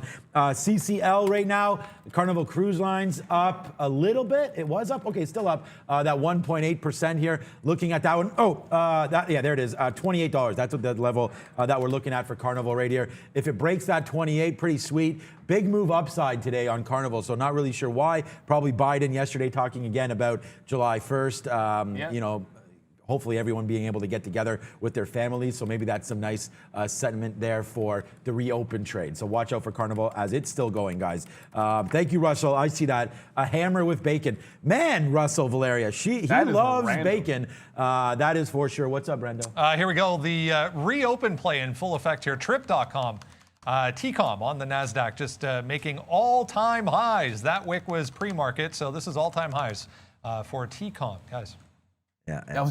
I went immediately over to see what Lyft was doing, and we're actually pulling back in. So it's not showing that sort of rebound as strongly as Lyft. I'm not sure what Uber is doing, but I still have to wait for that reopen on ENTX. I can tell you there is some resistance on GE at 12.50, at least in the short term here. So I'm holding on through that price. I want to see if we can't bust through and maybe add to the position through there. And then JD.com getting absolutely smashed to the downside. So like we said, like maybe wait around for like an 80 on that particular stock, but that just got crushed down like $2. So if the market rolls harder to the downside, you're going to be happy if you were patient, if you like to buy that JD.com. Yeah, I'm doing something similar here with GE. You can see, look at all these outs, man. 48, 49. I mean, it's just a matter of the share size, just taking it out because, again, if it falls back down, I just, you know, we basically have more than half what am I talking about? We have 25% left only of our initial smash there. So there it goes, right through 51. So good call there. Breaking through 50. Now, good thing we still got some on 52, 51, 52, 53. GE, a nice little banger so far today. Thank you so much for all the super chats today, guys. The more the merrier, though. We can always get more, but thank you so much for that support so far. Check back in on Boeing. I'm going to let GE ride a little bit. We will take some off, so don't worry about that one there at all. Ooh, a battle between Manny D and Russell Jackson. Thank you so much, guys. 20s, 50s. Are we at the strip club? What's up, Brendan? L-Brands big move here. In the pre-market, actually, is when it started, 56 to 59. Big pop up to 61 there. They raised their full year forecast, guys, for LB. And still tracking some weakness in Poshmark here. It tried to get back up to that 50 mark, didn't quite get there, so I was kind of waiting around like 49.50, 49.60s in that range if I could catch it. Did not, but it's still above this 46, which is the aftermarket low. I try to smash that if it goes through it. But again, remember, short sell restricted, so hard to get a breakdown trade. I'd much rather fade now into this 49 level if I can. So at some point, maybe I have to get more aggressive. I don't want to miss out on what is a puke central. And if you didn't follow at the beginning of the show when we were talking about a Posh, yeah, it's been down to 42, but this was $100 on IPO day. And after a first earnings report, looking to test that all-time low at 42. The other thing about that, 42, it was the IPO issue price. So yeah, it goes below 42, and you're even underwater at that price. Okay, so oops, we're doing it again right now. Shout out to Brittany. Okay, here we go, guys. GE, 21 cents in the money. Boeing, new position alert for Boeing, guys, right now. New position alert for Boeing. Go Boeing. Let's see if we can go to the high side right now. Boeing, Rip City, $1 plus now in the money on Boeing. Yo, what up, Mr. Bakudescu? Mr. Bakudescu is in the building right here. Thank you so much, Bakadesu, there with the $100. Thanos has entered the building right now with the 100. Russell Jackson has re-entered the building with eggs and bacon. So thank you so much, guys. The chat going nuts today. Thank you so much. And your boy is going nuts because bang, Boeing, huge move up to the upside, 258. Let's go. We're keeping it 3 times daily goal. What happened to yesterday? Oh yeah, it's in the past. Roll it. Let's keep going, guys. Big trade on Boeing. We love you, Boeing. We love you long time. Manny D back in the building with some bacon at the strip club. Just gonna update you guys, if you're watching ANTX, 10-minute halt, clearly it would have opened up a minute or two ago. I'm in it, I'd be flat if it opened back up. So give it like 3 or 4 minutes, then we're gonna open. AVEO, that's the one Brendan was talking about, back into this 1280 range. I'm shorting it right here off that same 1280 level. Good level at 1350, but if you wanna catch it here, in front of this key price, you can take 2 shots at it. I'll take my first swipe in the 60s in front of 1280. Brendo? Big mover from yesterday, if you remember, Finvolution, guys, just popping back up here, trying to get back above some pre-market levels. Yeah, it was down, but let's see what happens here. 875, 880 was kind of where it ended yesterday, but big mover yesterday, FINV moving higher. Okay, so yeah, thank you so much, Finvolution there, big trade. We're just monsters right now today. 258.50 out right there on Boeing. I still have 40%, but a big move upside. Palantir, NEPA does not hit back downside. We're too busy with Boeing and too busy talking about bacon and strip clubs, but you could have gotten reloaded back on the downside, 25.20, 25.50, something like that, and right back to day's high for your boy and for Palantir. There it is again, guys. Manny D serving up breakfast right now, bacon, guys. If you guys want to shout out, send a super there. Thank you so much for all the love, and it just keeps on going, guys. We love you guys, and thank you so much, Russell, Mr. Bakadesu, and you, Manny D, for keeping that fire for us and keeping us going. So thank you so much. We don't need too much energy on this side, but that definitely helps. Thank you so much. And there's Russell Jackson. He is back in the building with another hundy right there. Thank you so much, Mr. Jackson. I'm sorry, Miss Jackson. I am for real. You know, come on now. You gotta drop that one. Russell, I know you know where it is, even if you're in Aussie land. Posh is still incredibly weak. I'm still like, ultimately, it's like 2 minutes since we get that reopen, and I both want to cover ENTX and look to make a trade. So it's hard not to be paying attention to that one. I'm going to try to pick up some Poshmark to the south side if I can. See you on that south side, NVAX. This is me. This is when it pops into 215. I'm trying to get it again. So twice we're looking at the 215 level, and this stock just cannot get out of its own way. Obviously, it's a key area, this 212 to 215. So if it fades and I can get 10s, I can give it $2 stop at most. AVEO, which I did get into, that one's going to be working out for us. So it's weird because I actually have this key. I just don't know why it doesn't have bacon on it, because that's what I prefer, but whatever, it is what it is. I quickly talked about the rollover AVEO. I wanted to catch it off that 60 level, was able to get 1261 on a couple of entries, average price of 1261. I'll scalp some off in front of the low of the day, which is right here, so I'll try to take some off in the 40s, and then some off in front of the 20s, and then some off in front of 12 even. If it breaks, it's closed just below 12, so that's a key price.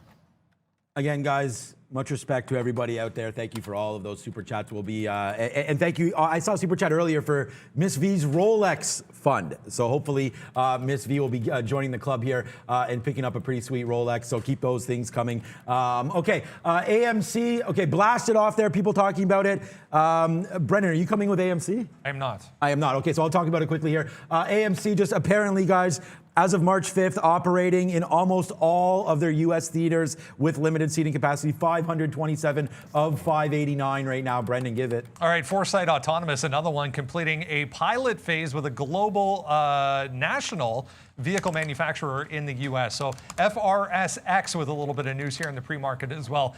Big pop on volume here to 850, guys. This is where it failed initially in the pre-market, up about 17%. Okay, just quickly, Palantir, I want to talk about that quickly. It's just bouncing around right now, but we're going to take some off, man. Another 50-cent win for us on Palantir. We're holding small now on Palantir, so we'll still get excited when it goes. You guys know that we have lots of options, commons, everything. I'm pretty happy with Palantir, although, you know, my valuation may be a little bit too high on Palantir, but we'll wait to see, man. I love this name. I love the NASDAQ. So let's just keep on going higher and higher and higher. And if you love the NASDAQ, normally you don't like a stock like GE, but GE today is really the money. Okay, because we made, actually, you know what? I'm going to be up more on Boeing than I actually am on GE here in about a minute, because we're waiting to get out right now. Valeria cracking up here, so I don't know what's happening on the chat, but hopefully everybody is Rob's doing something. I don't know Rob's doing something. Okay, shout out to Rob. It's there it is, Boeing right there, guys. A nice move, man. The money just keeps on falling down. Welcome to Merch Friday. We've got on the shirt right now. Get out of my face, my own self. There it is, Trader TV right there. Pick it up, black or white right now. We're going to be throwing on some t-shirts. Me and Blair are going to be working that after. And we just dropped hats on the website too. I got mine coming, so we'll be wearing some hats next week. Thank you so much for everybody, man. Russell Jackson, bacon. You love bacon, Russell. Keep those coming and we'll keep... Russell, what other meat do you like? Send something else and we'll see. Sending love and hello from Belarus. What up, Belarus? Hopefully everything's going good there in Belarus. Shout out. That might be our first shout out from Belarus. Let us know where you're from, guys. We're multi-global here, as obviously is true on YouTube. I don't think YouTube goes through China, though. We got to figure out a way around that to really go global. What up, B? Important level here for Ride, guys. Back to 15. This is where we kind of consolidated on the initial move down.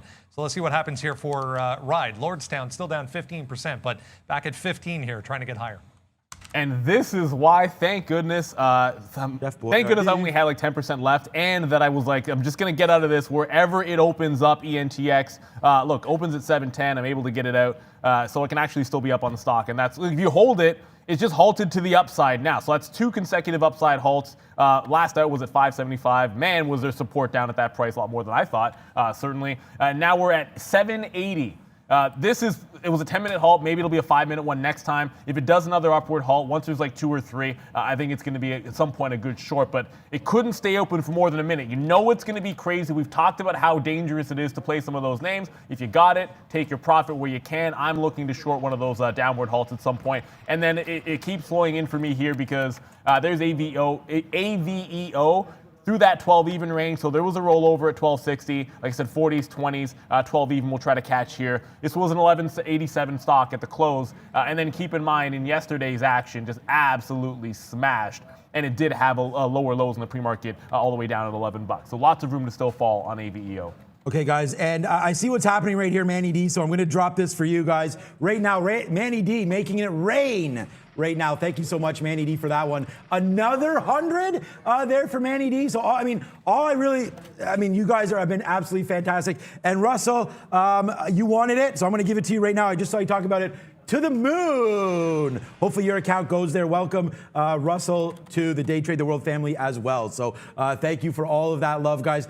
Neil's been talking about NEO, but Ride right now still down low here, down 16%, and trying to figure out where it wants to go. I want to get in some Ride very shortly. It just made a big bounce. Yeah, let's go, Brendo. Sean, you were talking about this 280, 281 area on GameStop. Here we are once again back at 280. Did fail up here at 285 earlier this morning, but GME even going higher, guys. So today when it breaks 280, I'm not involved and it would have worked. So that's fantastic. Thank you, GameStop. Yeah,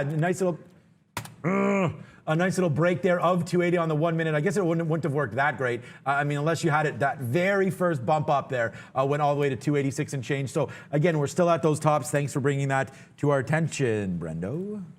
And here comes Posh right back to those lows. And again, getting the breakdown trade was nearly impossible on this stock because it was so thin. But if it tests and breaks through the low, I'm going to take some out here, try to get that buck. Had to fade into it, which means sit in the offer allowed to come through you because of that short sell restriction. And just to reiterate what the daily chart looks like on here, this has been cut over in half since its IPO price. If you guys can find an IPO that's done worse in the last year, I'd love to see it, but I'm pretty sure Poshmark is going to lead that list. And still waiting for ENTX to open back up, guys. It's definitely going to be the high flyer. And there was a bit of a spike in Lordstown. I know we're tracking Nikola as well, but not really moving. I thought maybe there'd be like some sympathy play in Nikola today, but the volume, net Posh. Come on, Palantir. Let's go, Palantir. Let's go, baby. 25.90 long on Palantir again. Bang from this level. Boom. Like, that's an 80-cent win right now for Palantir if you still have it. We went longer on that break of 90 again. Day's high break was 87. We waited for 90. We got 90s. Do we got 90s? No, we got 91. Well, average price. Yeah, we got 91 right now. So let's see if it takes out 26. It's a monster day for us as it's still going. Yes, 26, 26.05, 26.04. Another one, guys. Making it rain. Look, I'm feeling these super chats. They're coming down. They're making it rain. We're making it rain on the stock market right now. We've been loving Palantir. I talked about buying dips. Buy. Just stupid I don't have a buy right there. But now moving to the upside. GE, Palantir, let's go 3 times daily right now. Let's just keep this going upside, guys. And speaking of upside, I was trying to tell you guys that Ride has made a bounce off of this low. It's a big one. 15.25 does stand out. I also look at this dip here to like 14.40 worth a bit of a play. So if it holds 14.40 to 50, you got to be interested in it. It's more about, and again, we talk about these short sell reports. It's really more about the fact that when they've already been this depressed and the report comes out at the bottom, oftentimes you just see a hard reversal, and fading into it for short sellers is an absolute losing game. That's why I like a 15.25 break on Ride. Lordstown, so I'm going to be taking that one through. And GameStop, if it gets back through the high of the day, I will try that 287 break. Only going to cross like 20 or 30 cents. I'm not paying up 50 or a buck just to get in. Okay, guys, and this is the thing. Watch out. Right now, we're getting out right now. We are at yesterday's, well, not yesterday's. I guess it's the pre-market high there. Yesterday, we were almost at 27. So watch out right now as Palantir approaching this 26.20 level. That's why, bang, another one. Man, we're on fire right now, guys. We're going to throw it to Brendan right now. Check out this graphic. As Brendan coming out, he even has something spinning out to the backside there. What up, Pete? China, little Chinese online education companies. These pop up as a group every once in a while. This one actually has news, though, guys. METEN EdTech X. It's a long one, but METX. It's actually on the NASDAQ, just popping up here. They're talking about using blockchain technology in education, guys. So, you mentioned blockchain, you get a bump.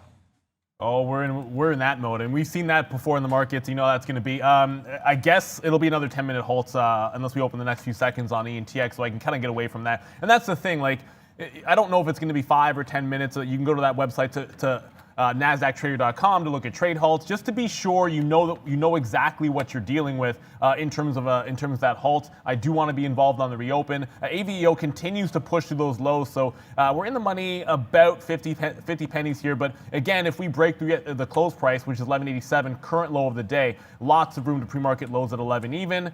Let's go to Ms. V. She's at the big screen. Hey Neil, Zom is the name from the chat for you. Zomedica is moving upside, guys. Okay, we'll throw it into the corp board and see what we can find here on ZOM. Of course, it doesn't go to my corp board, so I'll have to actually get it up for you guys manually. There we go, ZOM. Not the first time we've been looking at it. Oh, actually, that's not look, it's not a gigantic move, and here's the problem. I think each time we talk about this, it's basically the same thing.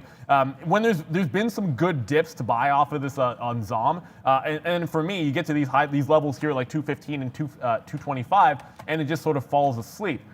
The only thing that would interest me, again, is this 220 level. I always look at those weekly highs. I'd probably play a fade break through that price. So if I can get 17, 18, 19 in ZOM, I'd be looking to short it. I think a lot of short sellers will be thinking that way. And then you got to break out through 220 because that's where a lot of those stops are going to be. It was a failed break through 15 last time, so I wouldn't be too interested in that particular level if you're going to take a breakout long. Not at a price where it failed a couple of days ago, guys. And then you look for 2 even as obvious support. Now, keep in mind, it's chewed through that 1, 2, 3, call it like 4 times. So it's not a hard level at 2 like it was a couple of weeks ago. Guys, look at Palantir here. We're just getting out. We just tweeted out our Boeing trade as well. And do we like Boeing? Yes, we do. Dollar in the money right now. But this trade is really... What up, B? I apologize. eBang International. We mentioned this one going back a couple of weeks ago, guys, on crypto-related news. Just check Bitcoin trying to bounce here, but look at EBON, straight up 10% today, guys. We love Brendan, and thank you so much for those updates. I mean, that's what we need, guys. You want to have the stocks. I mean, you can hear me talk about Palantir forever. I just want to bring it to you that it was 26.20 there was that high that we talked about. So what a surprise we're getting out, and now we're very, very light on that name. We have been emptying out some GE here. We'll wait. It does come back to view up. Now it's going back upside. We'll hold the rest of GE and just see if it can get back to day's high on that name. There was another name I wanted to look at, and I can't remember what it is. So we'll throw back to Neil for now, and I'm going to just think about what that stock I wanted to bring to everyone's attention was. What was it again? Yeah, I mean, I got to go right to that EBON. And look, you look at the daily, obvious levels are going to stand out. Look at this $9 range here, $9, $9, $9. Of course, also pushing to 14, which is about 50% of a move from that 9 even. So if we scream into that price, that's where I might be looking for a bit of a fade play. I do already have 4 positions. Nothing's really threatening me at this point, but I am watching GameStop at that 287 top break, and I know it's been a little bit perilous taking some of those. I want to come over to DraftKings if I can, just to add a new one to the list. 71, here's that pre-market high. Now, I know there was a top at 72, but there is a potential for like a quick breakout trade. Trying to hold on to these too long has never worked out for me when it comes to breakouts on DraftKings, so I'd probably look for this trade to be in and out like a bit of a ninja through 71, and then if you can catch like the quarters really, really quickly, probably a lot better than trying to hold it through the end of the range. Buying the dip tends to work a little better on that name. All right, I still have no idea what I wanted to do, so we'll just go to Roblox right now. There was something that was hitting me. It may have been Roblox. It's bouncing off this 70 level again, but I don't want to get involved when it looks like this. I mean, it's just back and forth. There's not much happening right now on Roblox, but we do have that defense of 72. What just happened there? Oh, I got longer through that break of the high of the day on Palantir. We probably have too many shares here, so let's dump a little bit. Bang! Upside on Palantir. We actually had that break from the pre-market there, so we did put some shares on there on another break. So happy with it, but we did not think that Palantir, wow, big move up. Let's go, Palantir. Hello, where are you at, Kathy Wood, right now? To the upside here. Was she buying down here with us? And no, I'm not on her payroll, but maybe soon to be as we just keep on ripping upside. Bang! What a big win today for us, man. Boeing, $1.50 back, trying to get up to day's high, man. We still have 20% of this trade. And wow, Palantir, like I wish that never caught me off guard there, that little buy there, because I wouldn't have got out right away. I was like, oh, what the hell? I didn't realize we got those shares, but now we're up to 33. Kind of glad we just did, as we just took some out 36 there on the high. But what a great mover there, Palantir. Wow. Okay, it's been a big move for Palantir, and you may want to start to think about taking some out if you're still long down here. I'm emptying these shares out, guys. I think that move's just been epic. Let's wait for another dip. And here comes another potential halt. It'll be 8, looks like, oh, nope, not going to halt there on ENTX. It opened up, and I thought in 1 minute it was going to halt at 880, and it now burst through the top. So this is going to be, look, this is going to unwind at some point, right? So we've seen this before. It's a crazy high-flying name. I got up by the skin of my teeth. That's going to look like a lot better of an execution than it really is at the bottom. I was playing off a pre-market level, and then this is why you get out immediately once it goes into halt mode. Nothing to see on the daily chart in terms of levels. At this point, it's really just about it halting to the downside. And once that happens, I'm going to be all over it. Or reopen. Look, if it reopens below, this is like a 935 where we just halted now. If we open below that price and I can short it off of 950, I would probably do that as well. It's now been successive halts. One thing I noticed after the fiasco with Zila is allow these to halt multiple times and then maybe go into that short style trade because market's screaming to the upside. The very, very dangerous name, guys. Take it. Look, no one ever went broke taking profit, and I'll double down saying that all the time. I'm still in this GE. It never dipped back down to my 35 price. It actually came to like 37, 38. I should have been willing to take a price other than 35, 36, long at 34. It's still going. There's a huge gap from yesterday, guys, to be able to fill. And you look at this drop was at 1270. I think that's a solid target. 1270 to 1280 was chopped before we had that push off the open in yesterday's action. That push was to the downside. So I'll look for my next out to be in that range unless I get a dip. Maybe I should have taken VWAP. I'll do it next time. Okay, Palantir trying to go back to the high side there. Oh, I just wanted to bring to everyone's attention another one right now. So there we go, slaying that Boeing dragon there today as it just, oops, why is Boeing right there? Right here, upside 158, 159. It's just bouncing around right now. So we're gonna try to do the prudent thing and take out. Now we only have 10% left. Each one of these is basically 10% out. Some are 15, some are 20. These were the big ones up here at 260. So, we get big wins like that, man. We are taking some of those out right now as Boeing right there. Nice little mover and then out now. So now we hold 10%. I'm going to give it back to the break-even spot. So if you want to do that, dance with me, you can. And then GE, man. Yes, sir. Like destruction central right here as we go upside. We got a little bit nervous and dropped 10% right there, but then it just said no, thank you. And we had that horrible trade yesterday at 1285 break. So maybe we get back there, but a nice little out there. We'll take another out right here ahead of 60. But a big morning, guys. We are now 4 times. Was that 3 or 4 I just did there? 4 times our daily goal. So this is for you, Russell and Manny D there. Have some hot dogs today, and maybe we can upgrade. Hold on a second. Maybe we can upgrade 2A. What do you think's coming? There it is, the sausage cannon. What's up, sausage cannon? There it is. Sausage. What are we doing? What's up, Brendan? Hey, if you can't laugh, you can't have some fun, right, guys? What's up, B?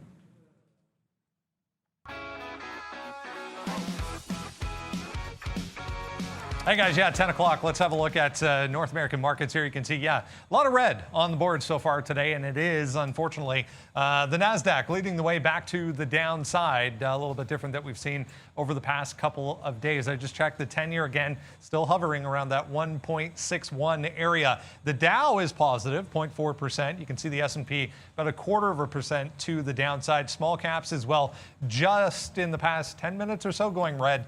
0.04%. Here in Toronto, TSX also just slightly red.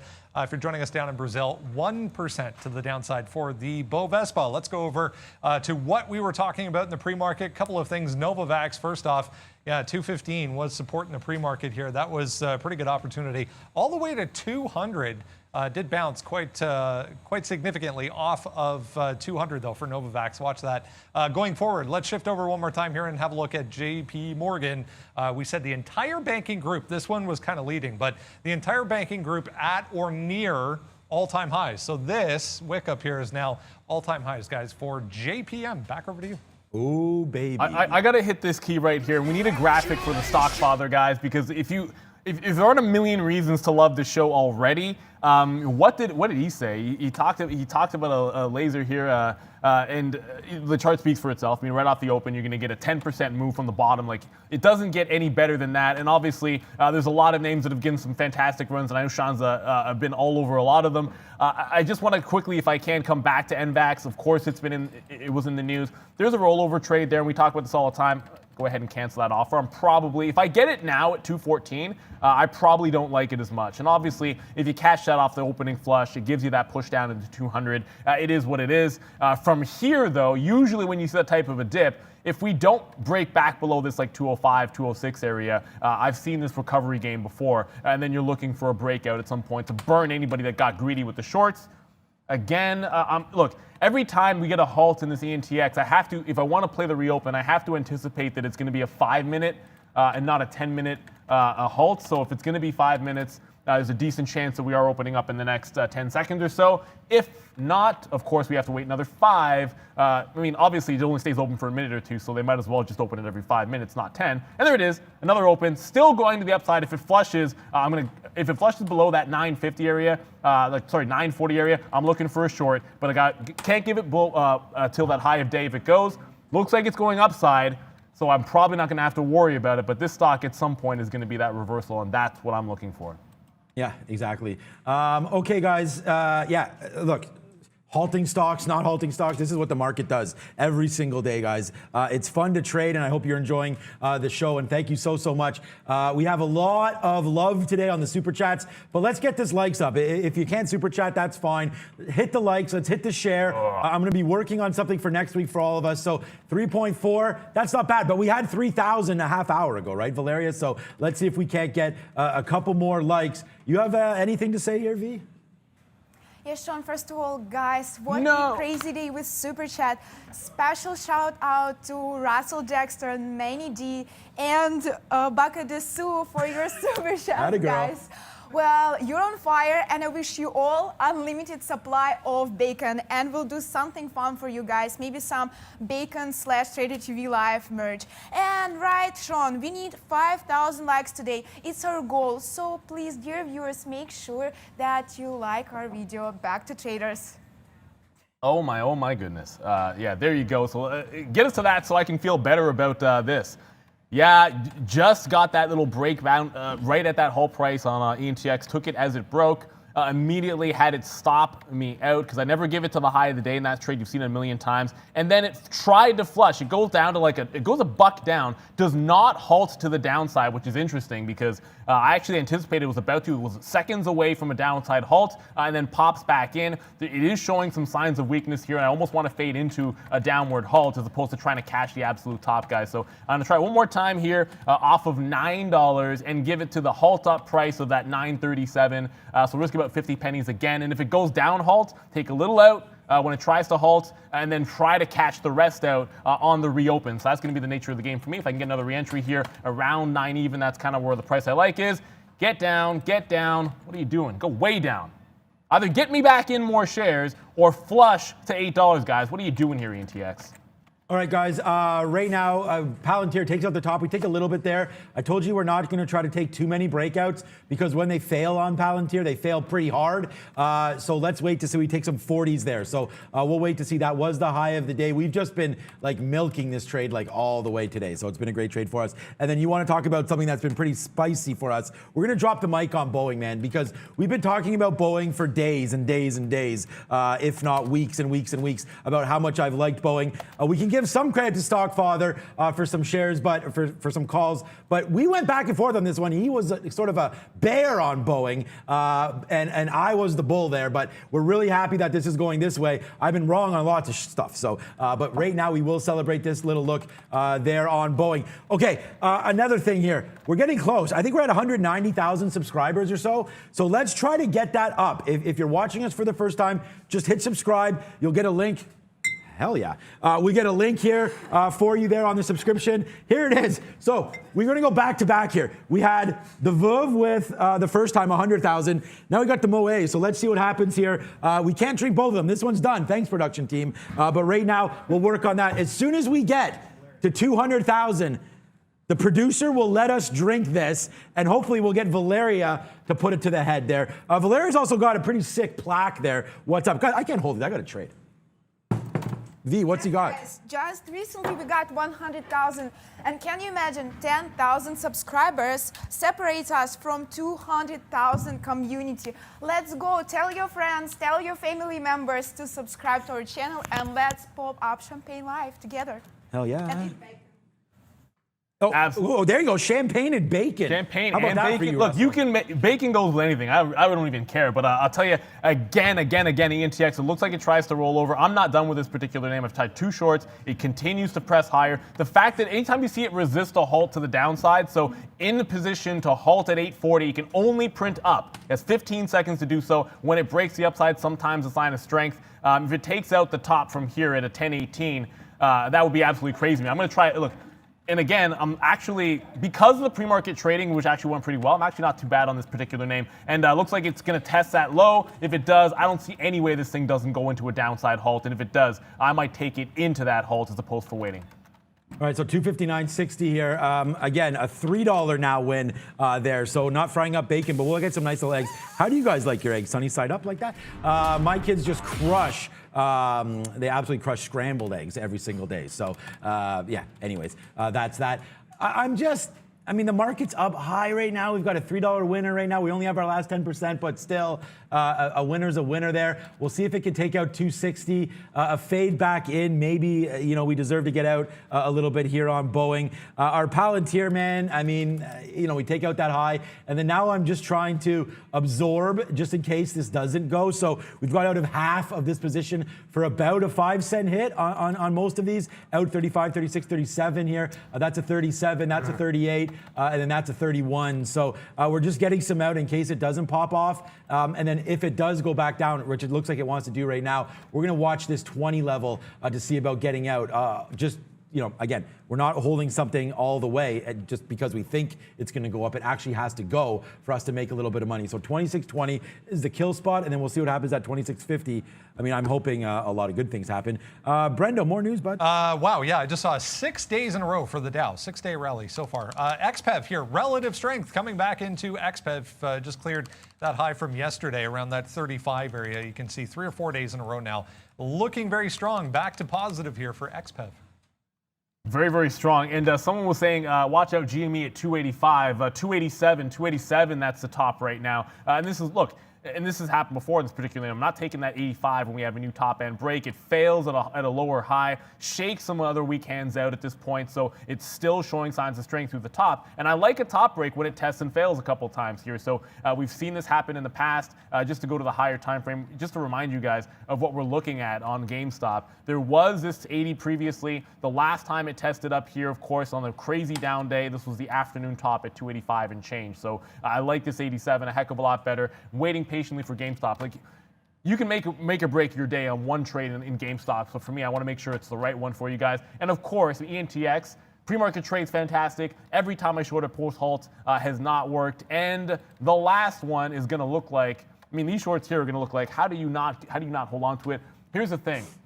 Halted upside and from $5 to $10, right? So you can trade this without a stop if you want and just say to yourself, I'm just going to short, I'm just going to hold it. I don't care how far it goes against me. I'm just going to hang on to it because eventually it's going to be a winner. Knock yourself out. That's never the way that I'm going to trade personally. I think it's, and everyone has to do their own thing ultimately. And this might open up and trade at $7. And that's right, I shorted it 3 times and I'll be down on it. Still up on the session, and that's the thing I can live with. If you want to be consistent, there's always that yin and yang, always that trade-off. And if you don't want to have your entire month ruined or your entire day ruined or your career ended, then avoiding not having rules on a parabolic stock like this is certainly something that you absolutely have to do. GameStop, give me a trade. You do not want to. That EBON that we were talking about a little bit earlier, this has broken through, trying to turn around at 9. I don't have any levels on the daily chart for this particular one. It looks hella strong as well. Might have to wait for it to either halt as well or give an actual 5-10% retracement and then think about it. So you like crypto, huh? What about Ether? We just took ETHE.PK for a little bit of a ride there, long at 17.15, out at 17.25 there, 17.24, sorry, with some big size. So, you can watch some of these Bitcoins, ETFs. There's also GBTC in the building. We talked about BTCC as well. So if you like if you're trading Bitcoin, obviously it is down today. GBTC is down as well. But just checking in, shout out to Jeffrey Mendel over there with a OTC Markets. Shout out Jeffrey. Okay, so there's our out at 18 there on Palantir. Now it comes back up again. No ill will for you, Palantir.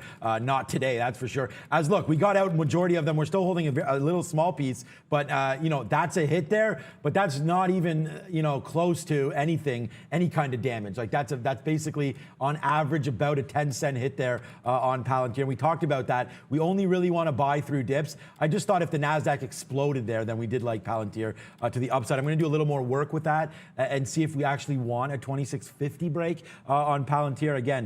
The NASDAQ's going to lead the way. We're still down 1.4%. Was that Brendan? Yeah, latest travel name to join the party here today, Save, guys. Spirit Airlines. Look at the volume just coming in here for Save.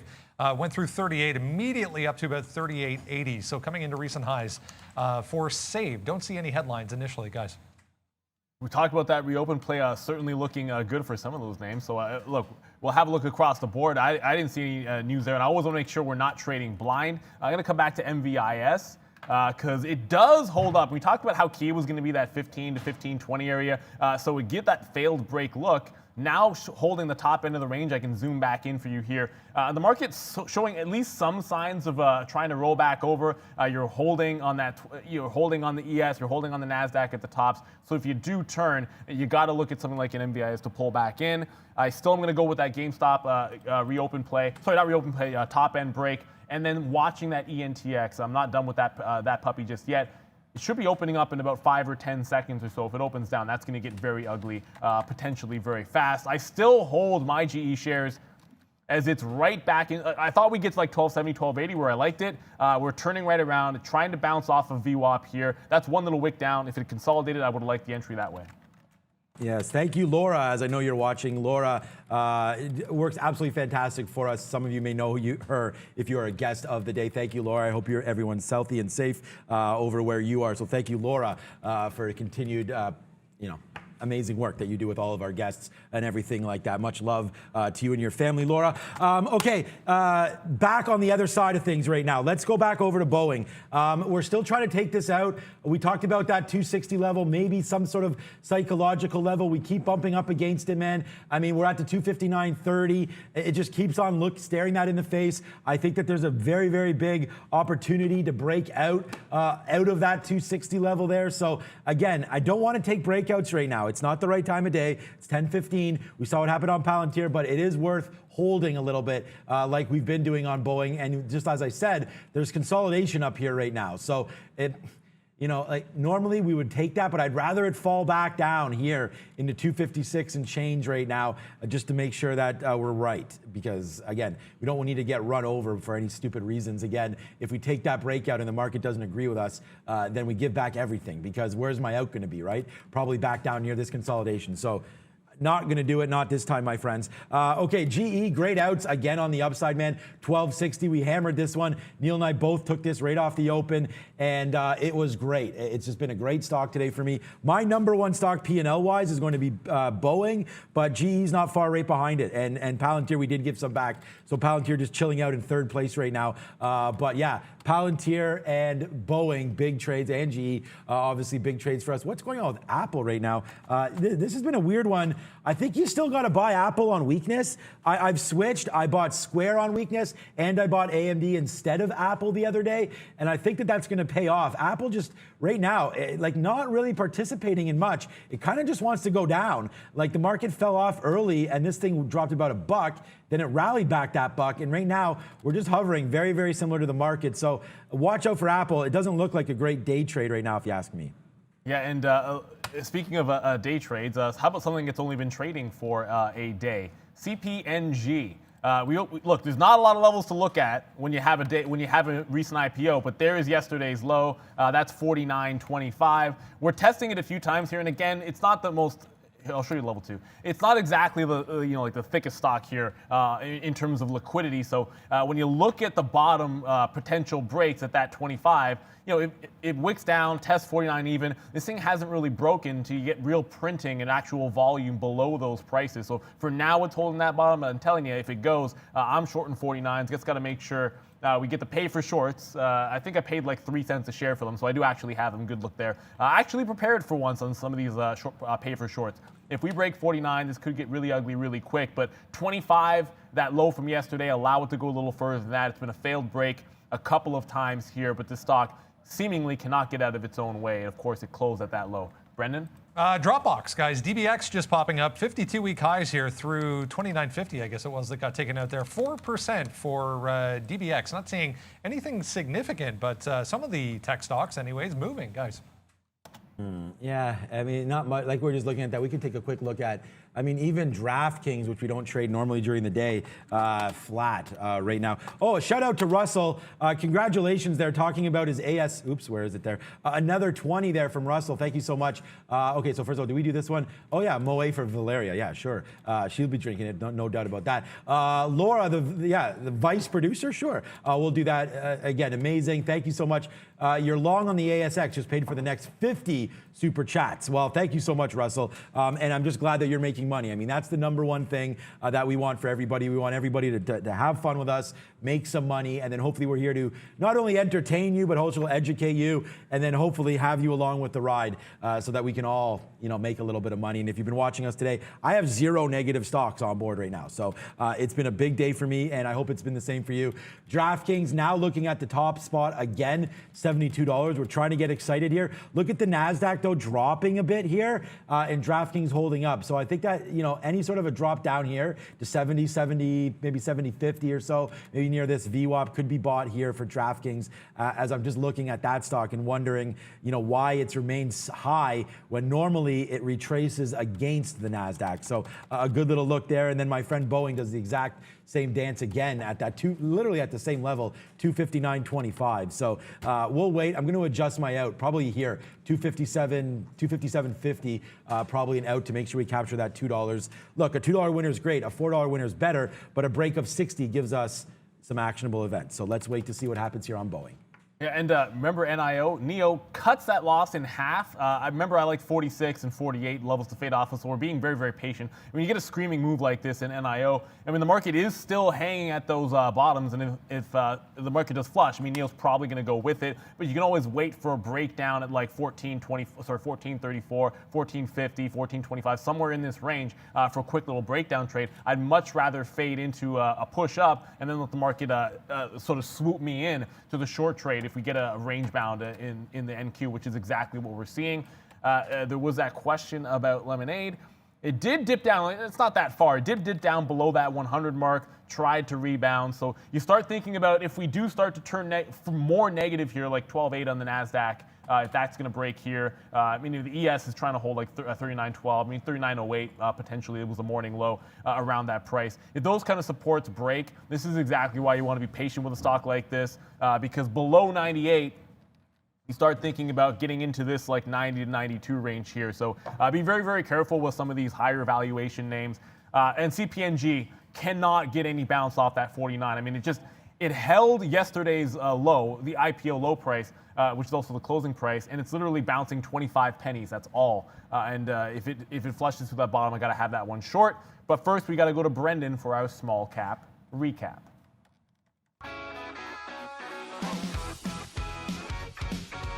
Hey guys, let's go to small cap world. Lordstown, it was 2.9 billion at the start of the day, so we're kind of there, I guess, as far as small cap's concerned. We're down to, what is it now? 14. So 15 was this consolidation we were talking about on the initial move on that Hindenburg report. Just could not bounce going into the open, so it gave you a really nice flush all the way down to 1340. But since then, it's just kind of chopping around, not really doing a lot. So 15 at the top and then 13.50 at the bottom. Heads up on that one. Yeah, let's go over to the next one, guys, if we can, and look at a couple more here for, that's not the next one. So I was going to show you EXNT was the other one, and then a couple more. I'll come back with that. But as far as ride is concerned, 13.50 down here for support, guys. But buyers at 14 at this point for ride, guys.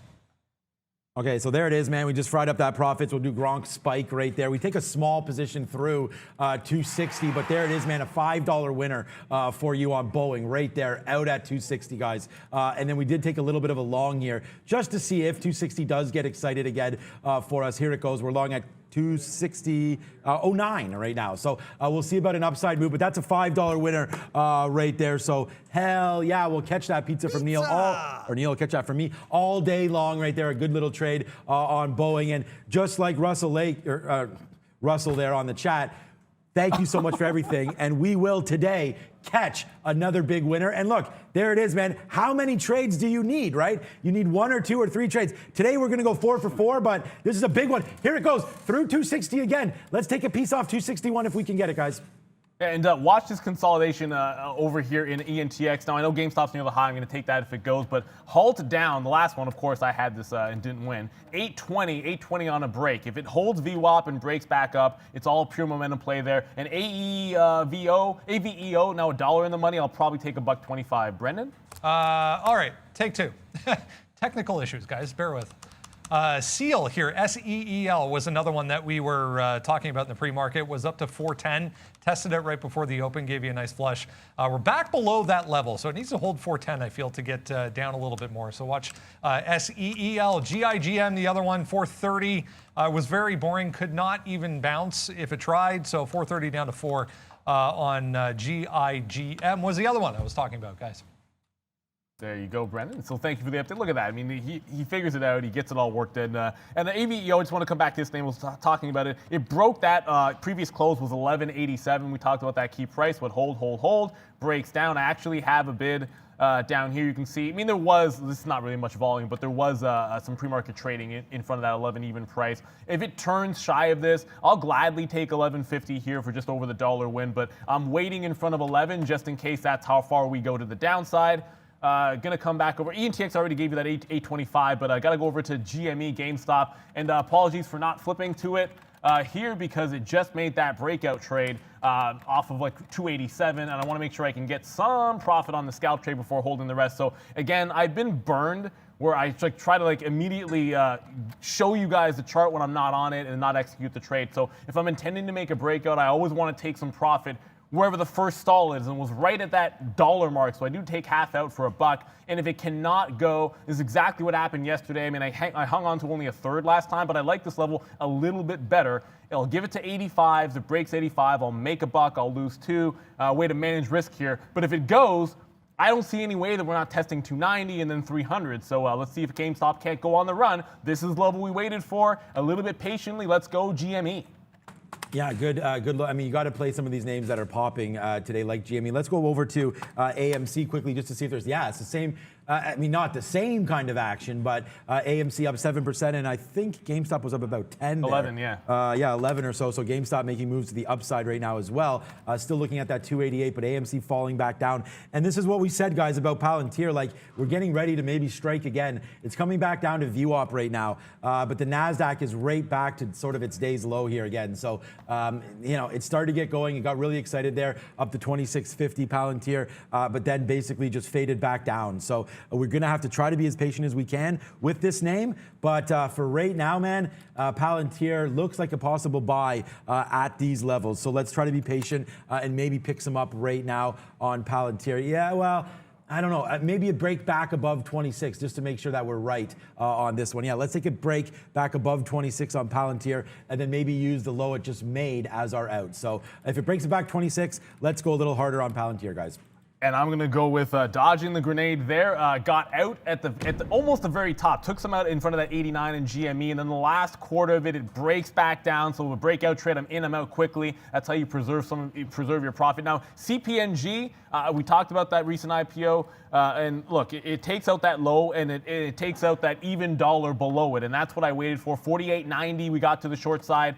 It just cracked 48. Whatever, I can show you the level 2 because, I mean, the charts are useless unless you're looking at that 1 minute. It just cracked that 48.50 level. There's not a heck of a lot in terms of liquidity on this particular stock, and there's no key levels to work off of, right? So at this point, it's just play the momentum. If it breaks back above that 49, I know there was some cover at 49.50, lots of chop through that particular price. So if I come back to this is what I'm sort of talking about here. There was lots of chop between 49 and 49.50. So if I give it back to that range, I know I've got a little bit of room. I'll take some out in front of 48, obviously, because we talk about those even dollar ranges. And again, if you don't have obvious levels to work off of, think of the psychological ones. That's going to stand out like a sore thumb. I don't know where the bottom is, but it was not a well-received IPO yesterday.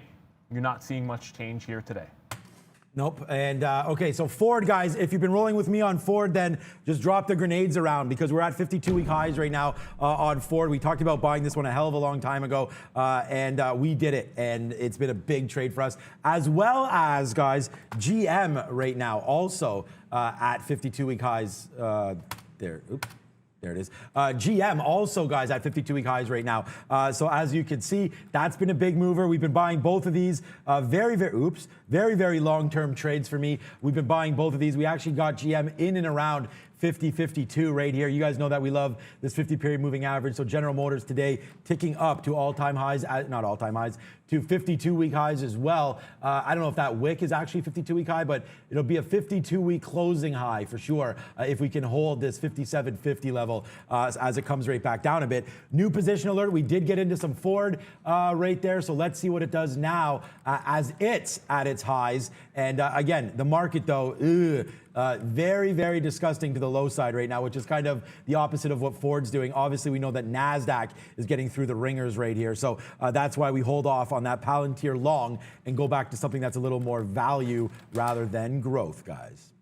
There you go, value rather than growth. That's been the theme altogether. Now, I got that AVEO, of course, and we can talk about that in a quick second, but I do want to come back over to NIO. NEO, I had a plan of action. I went to stick to my plan. And obviously, this is gonna be the result. I wanted to fade NIO, and I gave you guys 46 as a potential price. It goes to 45.20. So it is what it is. I wanted to be shorting on any kind of a pop, and the market does come down here. And again, chasing it's a bit perilous. If we can hold that level I just talked about the last time here, that 44.20 to 44.50, maybe I can get in that way. Brendo? Another earnings name here, Funko, FNKO. They make children's toys. Watch out for 17. That was kind of where we ended aftermarket. And then 17.5 here, but we're getting back up towards 17 for FNKO. Better than expected earnings, guys. They make those cool, like, I don't know, like the big head toys. I have the well, my daughter has the Austin Matthews of it because she loves it. It was mine, now it's hers. But they got like Marvel and all that kind of stuff. Fun stock, interesting name to be sure. But I want to come back to NVAX because I thought maybe it would show a little bit of strength if it could have held that 205, and yet here we are, NVAX, 200 even on the bid right now and attempting to break through the bottom. CPNG, I don't know, we'll hit something different. Actually, I got to test this one out because I don't know if this one, it's the same thing. Yeah, it's Sean throwing to me. We should have one where I throw something to him. Maybe bacon is what I should throw to Sean because I absolutely love bacon, and an excuse to throw that in there would work, but he's tossing me the pizza. We're trying to catch it. NVAX through 200 is almost too spicy not to try to breakdown trade, but you're paying 50 cents minimum, I think, on that spread through 200. So it is what it is. I think that's going to be a dangerous sort of type of play. I'll try it for smaller shares, to be perfectly honest with you, because, and I'm going to put a price in, like, I'm not willing to cross $1. I'm probably willing to cross 30 or 40 cents if I don't get it. Got to be willing to live with it, because a failed break here, and you're probably losing like $2 or $3 instantly, guys, instantly. Yeah, you got to have stop orders. You got to have some risk management involved with that as well. Okay, Ford here, trying to go. We'll see if it does, man.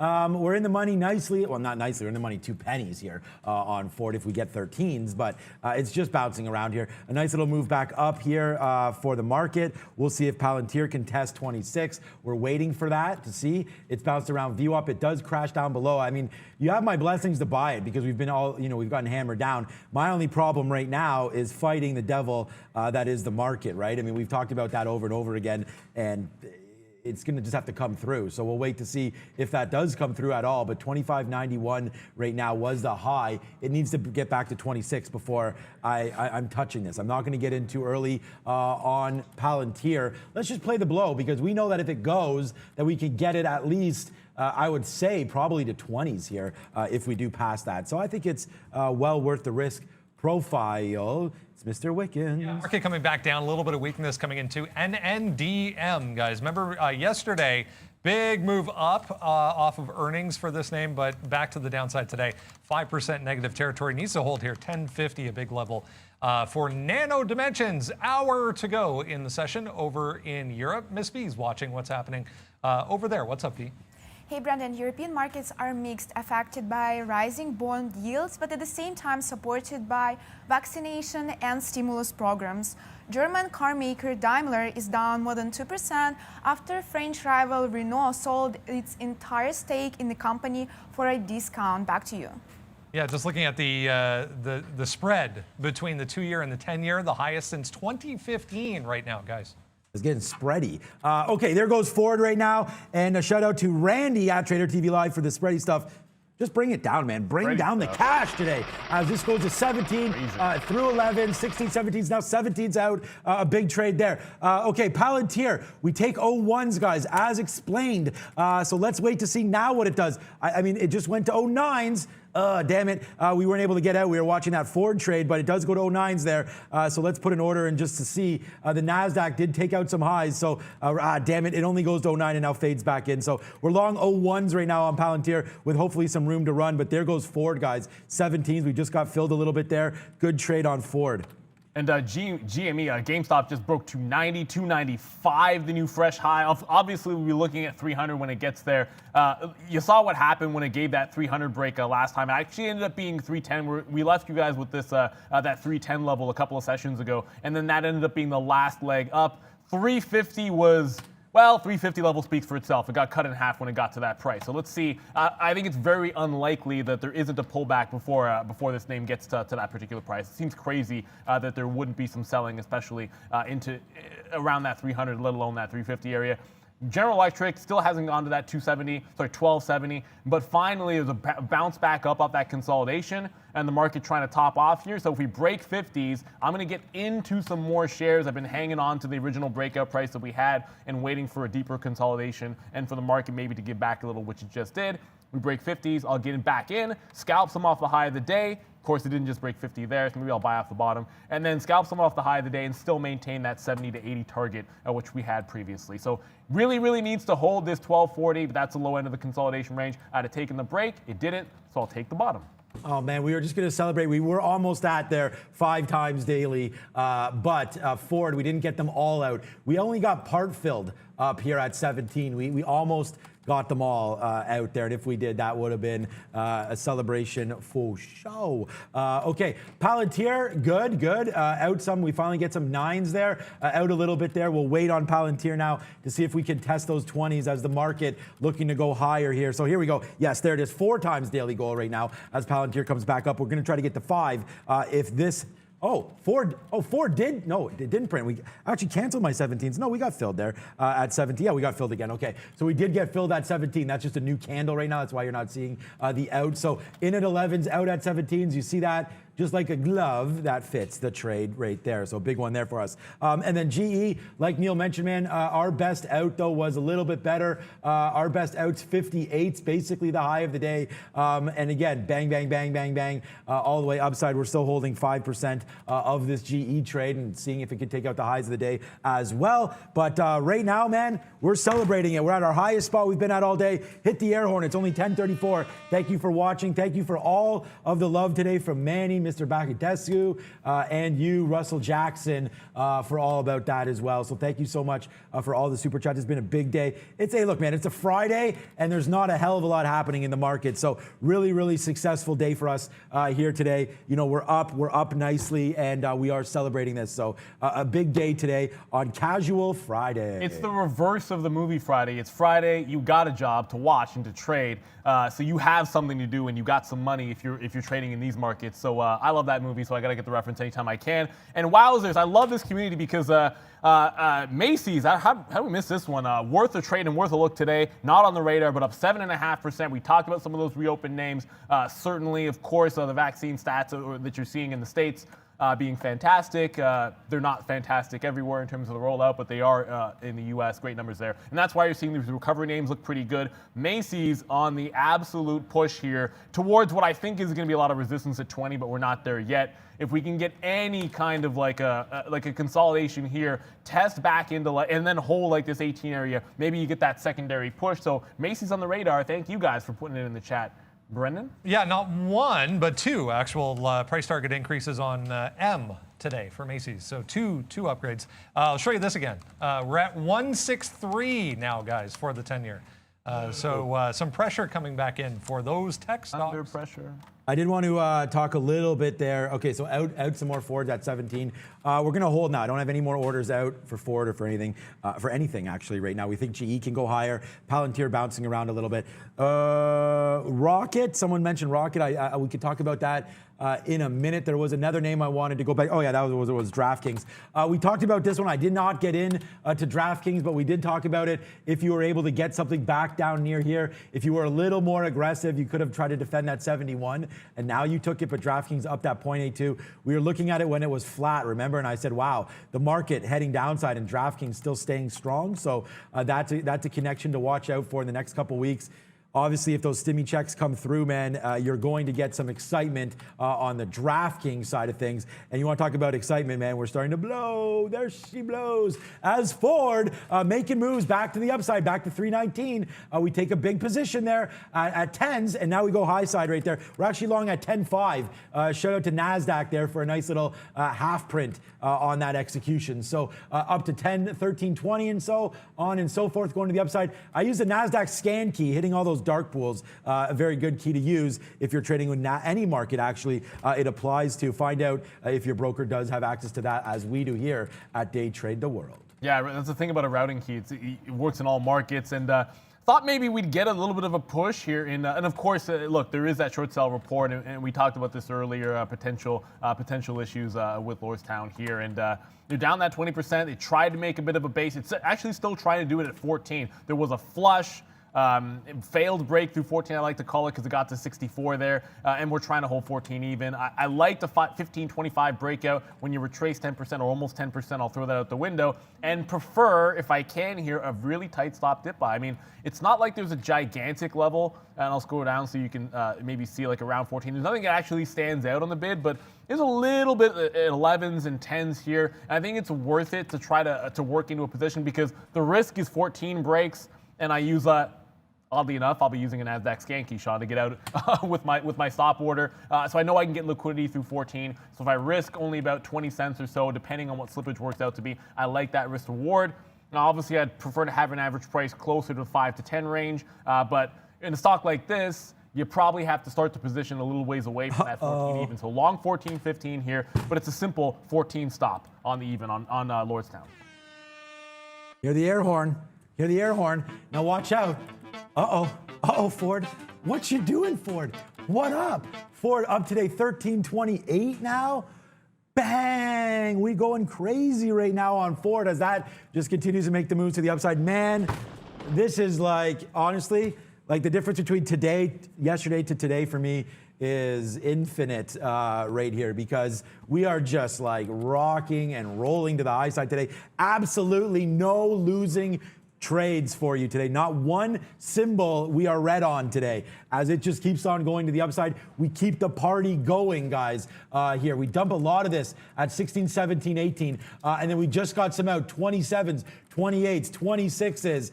So we'll say it one more time. Are you not entertained? If you are, please hit that like. Please hit that share. I see Valeria looking at me right now. Guys, do the best you can to do all of that. Hit the like, hit the share, hit the subscribe, man. What a big show for us today. It's been absolutely fantastic. You've already seen the champagne. Get us to 200,000, and we'll take that to the head.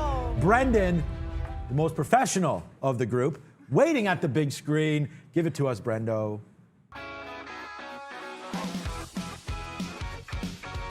Hey guys, yeah, let's have a look at the S&P 500. We'll have a quick look at the sectors here. I want to show you, we are negative still, 0.4% overall, but there's a lot of strength coming from financials and industrials today, offsetting what would be, I think, a worse number up here from the tech and consumer discretionary group. But banks, as we mentioned, very, very strong. A lot of the individual names, again, either at or near all-time highs. So the individual banking group in here, every single one of them in positive territory. Insurance names, as well as a couple of negative ones. Same story in the diversified. But overall, banks are leading once again back to the upside. Very, very strong from this group. Industrials, there's Boeing, 3.4% now for Boeing. The entire capital goods group leading right now as far as strength. There are a few in negative territory. However, transportation names as well. All the travel names coming back into play. Alaska, AAL, there's Love, Dow, UAL, pick them. or pick one. They're all higher. FedEx, however, standing out a little bit weak, 0.8%. Some of the commercial names as well down there a little bit weak.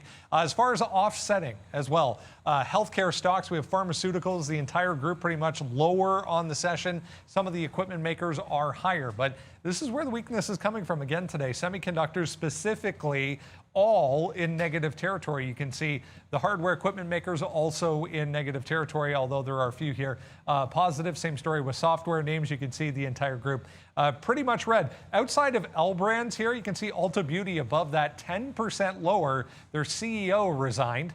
So that's not good for Ulta Beauty. L Brands, GPS is positive. AAP, there's a few here. Amazon, 1.9%. Etsy, 2.6% to the downside. Just wanted to point out, I was trying to think of the last time I saw Google down 2.8% on the day. Facebook here, 3.2%, and Netflix as well, 2.6% in negative territory. Overall, 0.35 for the market, guys. Back to you. I'll tell you what's not negative. GE is not negative, and every now and then you get really lucky, but you don't want to do that thing where you look that gift horse in the mouth, which I've been accused of doing from time to time, and I accuse myself of it, of course. I got my orders locked and loaded, ready to go in front of that high of day, and I want to hold some in case it breaks. I still like that 70 to 80 target, 1270 to 1280. That is. I would have taken the breakout, but it gave me the dip in front of 1240. So thank you very much, GE. And again, you can play this any way you want. My average price now works out to like a 44. So if I can take like those like 10-cent wins, General Electric is the type of name you want to go ahead and do that if you can. And look, I got nothing against you, CPNG. But it is what it is. I mean, the market sort of dictating the story with this particular IPO. So again, I just got filled here again at 48.62. I got back in when this cracked that 49. Talked about that 49.50 area for an out. If this ever broke, actually, let me cancel that stop. I only need this stop here. So if this breaks the low of the day, I want to see if I can't hold on to some of my positions. So if I get another leg out, and we'll call it maybe at 48 in like the 10 range or so, we'll throw my bid a little further down there. Get out in like that 48.10 range. The low of the day is 47.77. I'd like to hold through that bottom if I can. And I can tell you that ENTX, after interesting trading for me, having a lot of really good shorts in the pre-market, and then since the open, it's like I can't seem to make it work to the short side. I then take the long breakout trade. I'm done with ENTX. This is ridiculous, right? So it breaks VWAP. We get in on the break. It breaks VWAP. So when I'm short, I'm wrong. When I'm long, I'm wrong. I should have just stopped trading it after the pre-market action. So that'll be my negative stock on the session today. Thankfully, just got out of some G. So you go from a loser right into a winner. GE is probably, I'm not saying it's an easy long because there's no such thing as easy trades, but in terms of, ignore these wicks here, in terms of holding support, it's been a fantastic one. And when the market bounces, it just throws you into profit. So it's probably one of the better names to be buying on dips today. There's been a few of them, but GE kind of stands out on that list. And it still has a double top worthy of a breakout later on in the session. So you might give you that power hour action through this 1262 break into that 70 to 80 range. So all kinds of ways you could have made money in General Electric. I mean, including a dip buy off in the pre-market, which I didn't even do. I mean, yeah, GE is my #1 stock today. So, well, no, actually, Boeing is. So we'll hit the cowbells for GE. We had one in here on Boeing, and then we tested at 260. But look where Boeing is right now, 261. It just hit as high as almost 261. Actually, 261.85. This is our initial long, 255. We tested it, lost $1 on that first break backside on the first break of 260, which is fine. This now $7, guys. If you still have that, congratulations. If you are lucky enough to still have that trade. And then here we go too. Just got out more on Ford. We are now we have 12% left now on Ford. So that was an easy math. 12% left on Ford. As we go to the high side there, you can imagine what maybe the default was there if I know exactly how much I have left. Okay, $26 right there. We took some more out on Palantir. It had problems with 10, so we took out some 6s there. And then it only got as high as 13. So we got to watch out for PLTR right now on the NASDAQ. If this goes, man, I still love Palantir. Let's see if we can test 2650. We'll take a topside break if that does happen, though, guys. 2750 has to come first, though. Oh, my Lord, Lordstown. That's what I'm talking about. We finally get this one, and we waited for it. You guys probably don't know that reference, but it's a great movie. Watch Glory if you can. Morgan Freeman, little Denzel action. I'm not Denzel. I'm nowhere close to it. He's a talent. 1430 was a last little, 1440 was last little resistance here. So it is range bound for now off 14 even. I showed you that level too because most of that bid was at 10s and 11s. Hence why I took the longs in front of that price instead of like 1401 and 1403, things like that. If it gets to VWAP, I'll have half this trade out and look for a push back into this 15. I thought there'd be a 15.25 breakout, so if we get to that price, I'd probably cover almost everything and look for a secondary trade, similar to what we're thinking about with General Electric. So Lordstown longs working. It's one of those days where like you take the IPO to the short side, that works. AVEO is a small cap that's working to the short side for me, and then longs. GameStop was a long, GE is a long. Now we're a long trade here over here in Ride. Going to go back to basics here. One of the things that I don't think we say this enough with regards to something like Tesla. If you day trade Tesla every single day, you're probably doing it a little bit wrong because every now and then it just does a sideways action. And we talked about this with the market sort of being in range bound. And if you're trading the range bound names, you're going to get whipped around. You're not going to make money. So trade what's moving. That's what we're trying to do here today. That's why we have the free watch list on the website. Make sure you jump over to that, guys. That's why we go over what is moving. That's why Brennan gives you what is moving. That's why Sean and I trade what are moving because Tesla today, I mean, it's not doing much, guys, and you can get chopped around and lose money when there's nothing to see there, and the better opportunities were elsewhere. Yes, that's for sure. You got to trade where there's some action. We talk about that all the time, guys. Please sign up to our watch list. We have all the names on here that we talk about every single day, including NVAX, which I don't think we traded today. EV makers there, Coupang, what's up? JD, Bank Stocks, MVIS, they're all here. You could sign up, and then Sammy, the legend, right there as well. You can see that interview that we had with, trader from Day Trade the World.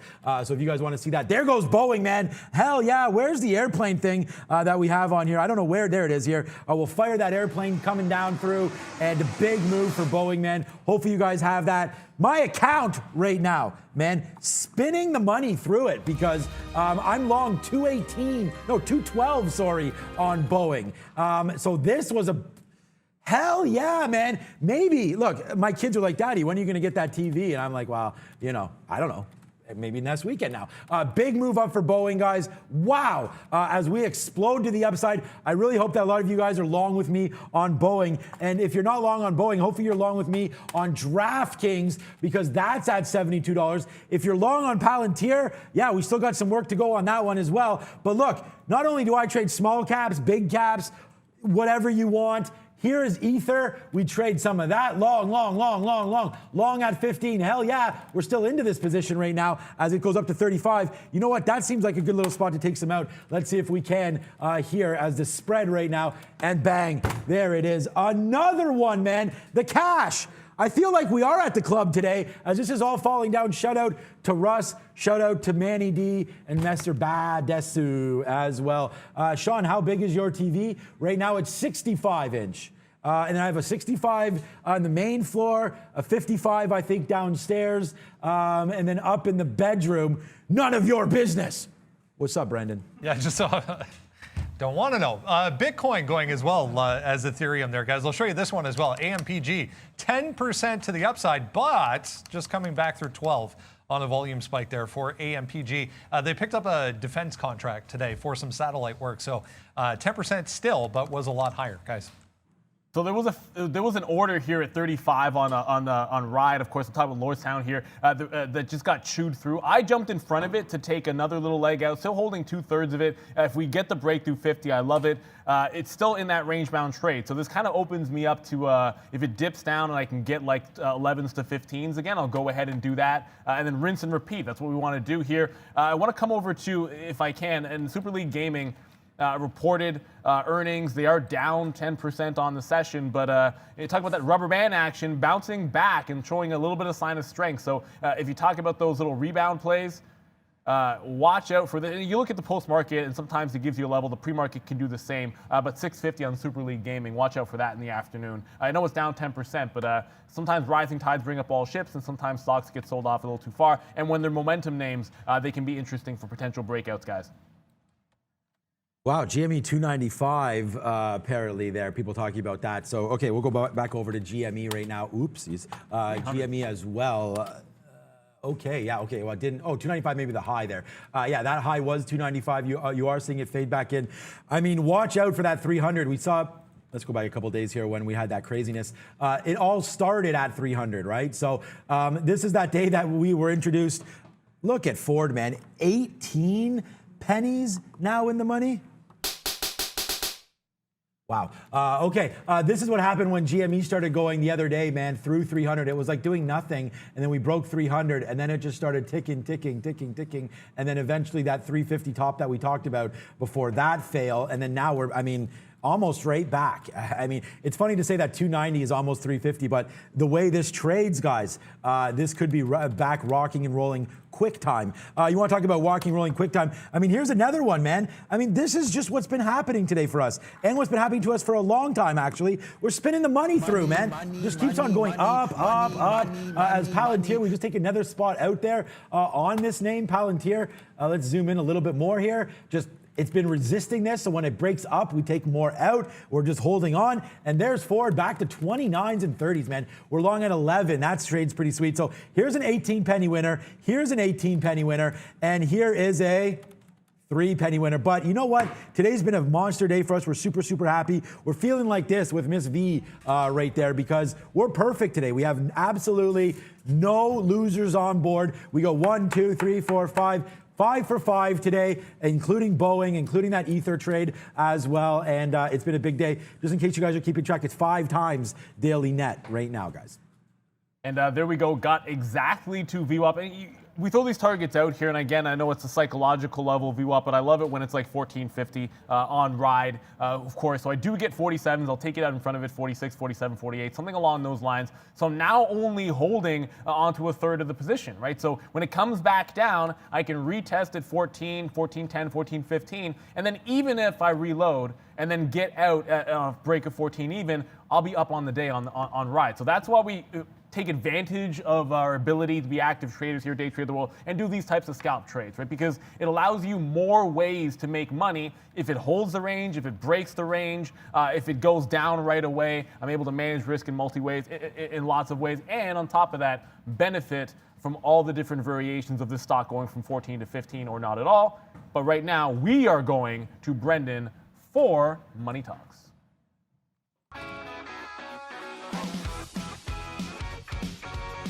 Hey guys, yeah, currency time. It's a little bit of a mixed board today as far as the actual currencies up here versus the US dollar. There was some consumer price data that came out this morning, a little bit lower than expected. So we are seeing a little bit of a dip in the overall US dollar this morning, pushing the Canadian dollar. Yep, here we go again, 80 cents almost.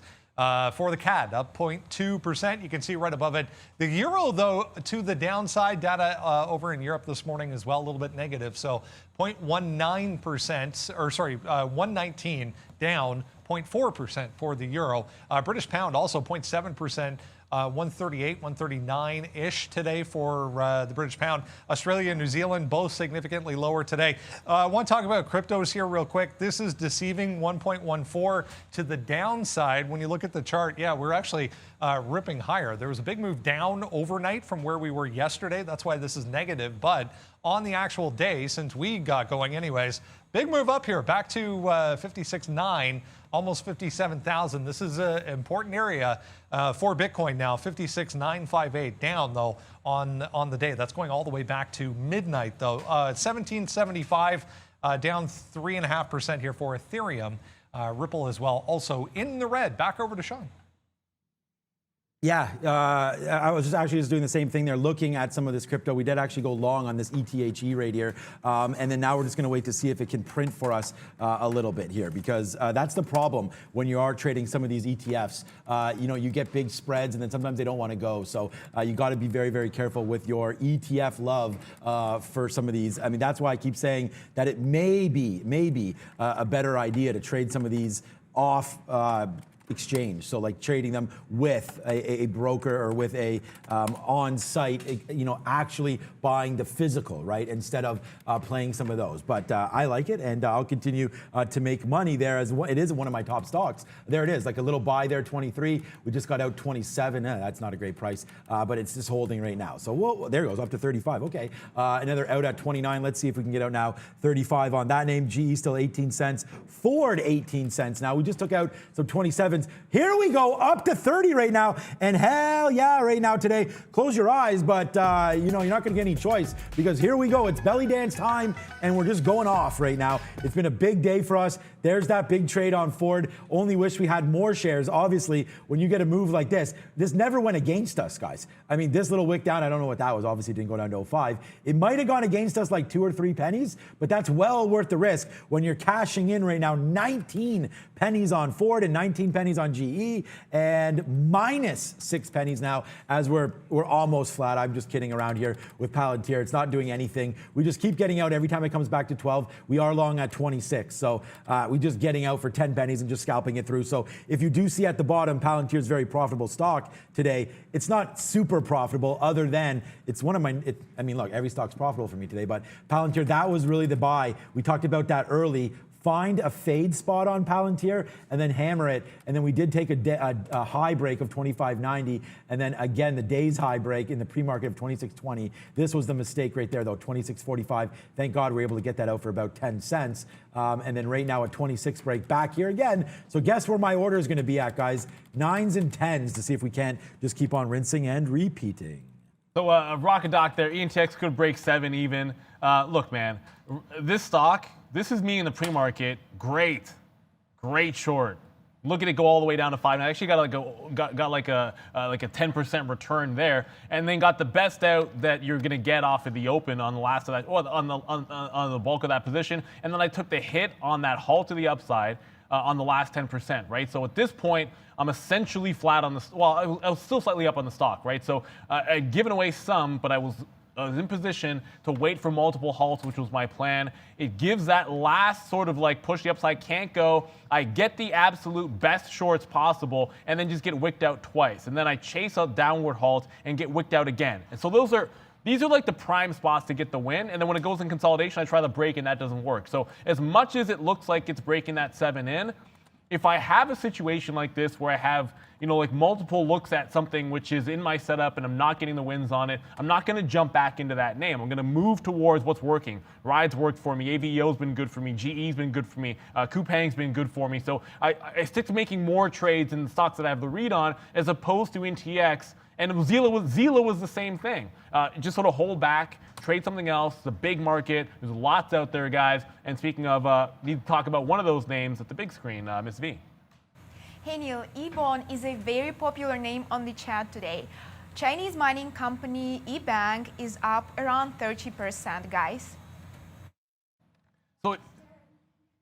So if you see some of these like high-flying names and you're like, well, Neil, if you like fading stocks, why don't you fade this one? I talked about this when Palantir was like always doing its steady rise to the upside, and NEO sometimes fits into this pattern.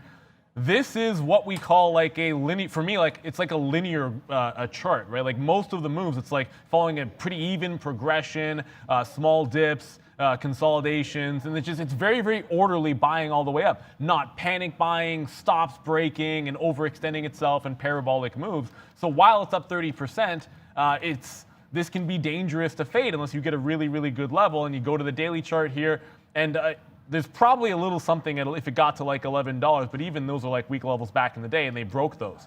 So I don't like this for a chase into the short style trade. If you have this one in terms of like a long off of the open or buying some of these consolidation points, by the time I was looking at this stock, it was already testing some of these levels much, much higher. So if it goes really sharply into $11, like we saw on the daily chart, I'd probably have a look at EBON. Congratulations to people that had it early. This is the best thing about the community. I've traded over half a dozen stocks today, but we will not catch everything. You'll see some multiple positions, but nobody is going to trade every single stock that's moving. We give you as many as you can, and you guys give back to us by throwing in the chat some other stocks that are moving. I just saw someone talk about Rocket.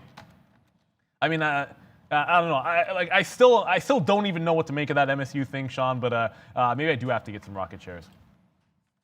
Yeah. The MSU thing, obviously, it's ridiculous, but not affecting the stock. But I wonder if that's going to be the trend now for some of those college teams. We'll see on that one. But 25 is held like a champ. So if you like really this rocket right now, there is a possibility to take this one and just wait to see.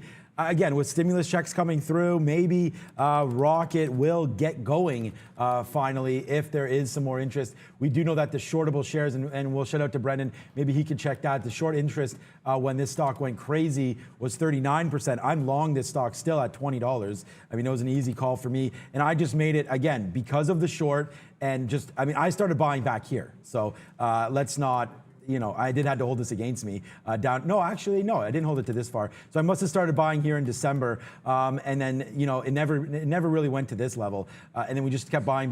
We bought more earnings day there, and then you see a big shoot up on some of that Wall Street bets rhetoric, and just wish we would have got more out. My best out was in the 30, like 37, 38 for some of those commons, but that was a pie dream there. We thought maybe it could have gone through even up to 50, I was thinking, but that's obviously not on valuation. So you got to wait to see. And then, by the way, guys, we keep doing the same thing that we say we're going to do over and over and over again. And here's Palantir. I mean, it just keeps on getting bigger and better, man. Like this literally is making us a lot of money because we're getting 26. I should just be buying more here. I don't know why. I'm just holding this position and just keep on getting it out. So, and now it goes up to 16, 17. So we do have part of this run now on Palantir. So we're at the highest spot we've been at all day. You already know what's good. We don't have any losing positions today for you. And then the most embarrassing thing is we're out of Boeing, but I'm not embarrassed at all because this was a big spot for me. My number one stock today still remains Boeing. We took out the big stick when this happened right here, breaks back through VWAP. We take out that stick, and then we just absolutely destroy Boeing all the way to the high side. Obviously, we're still not in it, but what a big trade that was. Congratulations to anyone who had that with me. A big stick trade for Boeing. Yeah, watch out for GE here because the market's not doing anything crazy, but we talked about the top end of this range, and of course I did take some out when it broke that 50 to that 53. It's now, this is a hard retest. If it breaks 40, I'm just going to get out of this. This is entirely too big of a push. I was going to load back into this, but when I'm playing a range-bound trade, it would have to give me some consolidation off this bottom to get back in. I haven't had to take a loss here at any point yet in GE, but you don't want a hard reversal. You don't want the market breaking down. So if it can now hold this like 1240 to 45, work back into it, maybe play that 10-cent range over and over again. But that was a weird, and actually not even on volume, interestingly, not even on a lot of volume. So I don't see a volume spike corresponding with this here much. To the downside, so it's really kind of in line. I mean, the last little spike was here on the actual bounce, so maybe not as crazy as I just thought there. And one of the things you should do, if you see a sharp move in the stock, go check out the volume. Most of that just came on the rebound as opposed to on the way down. Not a bad time for strength. Brendan? Just saw this one popping up again. Green Pro Capital, GRNQ. Remember this from way back when. Once an epic short squeeze, but today they announced a collaboration with iBiz Cloud. That was actually in the pre-market, but you can see volume coming back in here just in the past few minutes for GRNQ, up about 14%. Okay, lots happening right now, including Palantir. Like, I mean, it's just the cash cow just keeps on coming for this stock. And again, we go higher. I mean, we're rocking today, guys. It's been such an amazing run here today. Everything we're touching seems to be putting into gold. So there goes Palantir upside again. I think it's worth just let's take off one more piece now at 16 if we can. We haven't, of course, you heard me hit enter and then the stock fall down. So sometimes that happens. They do chase away from orders. Watch out the NASDAQ right now coming lower and lower and lower. So Sean, GameStop here just dropped like $15 in the last few minutes, and I mean, look, the ES and NASDAQ are coming down as well, and that's why I was a little bit mildly concerned about GE, which is trying to bounce. But watch out for like any kind of downside halts into GameStop. I mean, the last time it made a hard reversal, and it's one of the reasons I didn't like 95s. I was looking at that 300 level. Look, if it does a bit of a halt to the downside, you want to make sure that it's going to hold that low of the day. Otherwise, you get those like multiple halt situations, and yeah, we've seen what happens if this goes multiple halts down. The first sort of up halt is like the long of the day kind of thing. So you kind of want to wait when you're buying dips in GameStop. So, I mean, I don't know exactly. I mean, there was some decent volume off of that here just now. I don't know what the catalyst was. Probably just capitulation that it couldn't break that 295 all morning. But even as I speak, it's now held 272. just always be very, very careful. It goes like 5-10% too fast. You get caught in one of those halts. It is a dangerous thing to go long off the initial halt in GameStop. It's usually an absolute disaster. But if it holds that low of the day, it's a totally different story. I'm still going to like a 300 more than a 295. Even if it retests this 295, I'd wait for a 300 break if it's in the afternoon. That's just my 2 cents. It was the same way where I liked 85s instead of 80s this morning. I do the same thing with this 95 top. All right, if you guys want to follow us at all, I'll put my handle there up on for Twitter. I also have an Instagram handle. You guys want to ask me anything, you can do that as well. Better to like tag me in something because it's easier for me to see that. Okay, Palantir again. You know, up to 10s, 11s, 12s, upside. Yeah, if you guys tag me, better than sending a direct message. So tag me on Twitter if you want to ask me anything. There goes Palantir. And what we just tweeted out, of course, was this big monster forward move. I mean, this is just, I mean, it doesn't get any better than this. Straight up, just we crush this stock, goes right up the board to one of my #1 stocks on the day. Ford just goes, we're at our highest spot we've been at all day. There goes Palantir again. Congratulations, man, to anybody that was just listening to anything I was saying, which I know is tough to do sometimes. But yeah, 26, we were buying. We held this strong. We didn't even worry about this back down to VWAP, and now I only have 10% left. As you can imagine, these are all outs, and now we'll just take it to the upside. I wasn't sure what Palantir wanted to do today.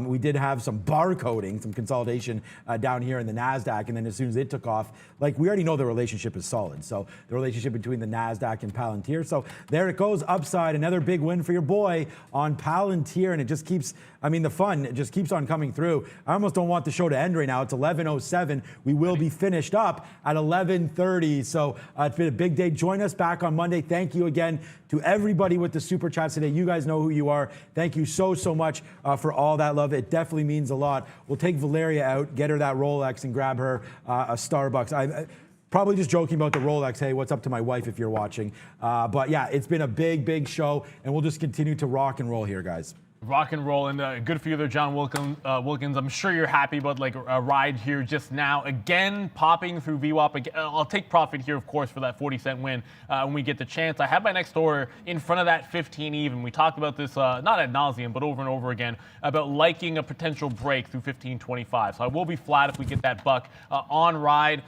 What I love about it is we gave you that story. Sorry, Brendan gave you that story live. I kind of quickly saw it and was like, try to yell. I'm like, no, Brendan already had it talking about the short sell report. Let's go to him right now. What do you got, bud?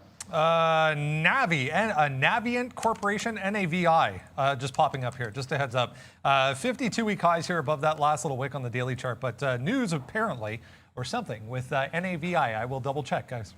How is that not like a halt? I mean, I don't know. I look at that chart, but how big is the move always is the first thing you got to consider. And it's only about 20 or 30 cents. That's why it looks parabolic, but certainly I wouldn't trade something like this blind. It's only up 4% in the session. I mean, certainly if this was like 10 to 15, it might be a little bit more juice. I want to review what has been sort of like it's not, nothing in trading is easy, right? But in terms of management, sometimes when you're hanging on to one of these, something like an AVEO, would it be nice if this had pulled back in and given me entries at like 40? If it had pulled back and given me entries off this, it broke like 1187 yesterday's close we talked about. If it had popped back and given me shorts off of this 12 range. But sometimes it just goes in the money for you and you just sort of hang on to the last little bit to get the bigger win.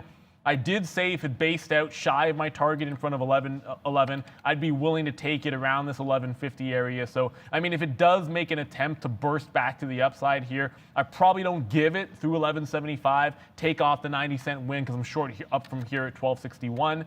And one of the things I always talk about is with these opening trades, if you take the short break at 930 on a stock like this, which I don't love to do, I like to fade into them. Look, you get it at 1230. And can you hold it against you? Yeah, sure. It doesn't actually, zoom out here. It doesn't actually break this next level here at 1280, so you hold it 50 pennies against you. Fair enough. I actually would prefer for it to test that level and fail and then get in. And that's the style that I'll usually favor, that rollover style. So when it works for you, it works fantastic. When I do it on that volatile name like ENTX, tried the same thing after that downward halt, it didn't work. But the whole idea there was I had stops each time. And of course, it would have eventually worked out, but you have to have a stop. So had this broken 1280, I get out at 1290, it turns around here and goes down. You got to live with that, right? So in order to have that kind of winning trade, you do have to accept the loss when it goes against you. That's just part of playing the game. Other part of playing the game is if you try to rinse and repeat, sometimes your last trade is going to be a losing trade. So we did get CPNG. That's the IPO from yesterday. Not exactly the most successful of IPOs. And I think the chart sort of speaks for itself. When it broke the low of the day, that's when I finally got involved in the short.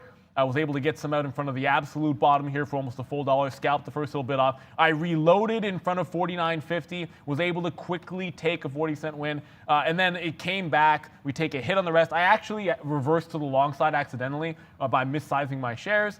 I just pay the spread, get out of it, don't want to hold it too far. It looked like it might try to go, consolidate. I'm like, what am I even doing holding on to this? I don't even like it long. So just cover it. Would it have worked?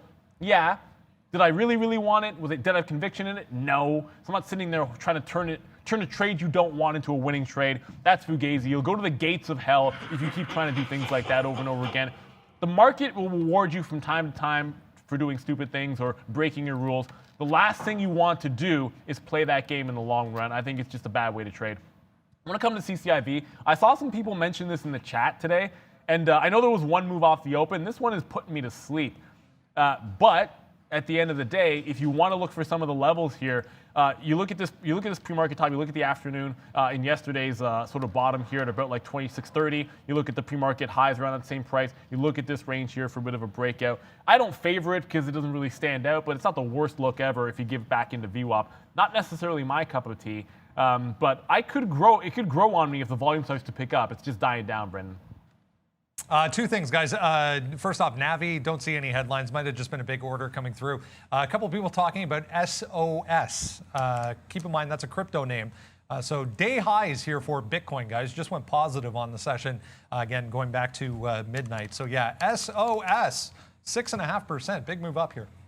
Remember I came in here today, I was like, oh my God, it's like a crypto wreck, but it is not anymore. And if those of you that have been with the show for a while, look, when we're having these monster days, sometimes it's best to sit back, relax, and sip some cognac. But today, because we're at the show, we will enjoy some fruit salad. Today's fruit salad brought to you by Honeydew Melon there. It seems like it's all that green, yummy melon with a few little strawberries mixed inside. Get out of my way right now. The wife telling me Dustin Johnson now -4.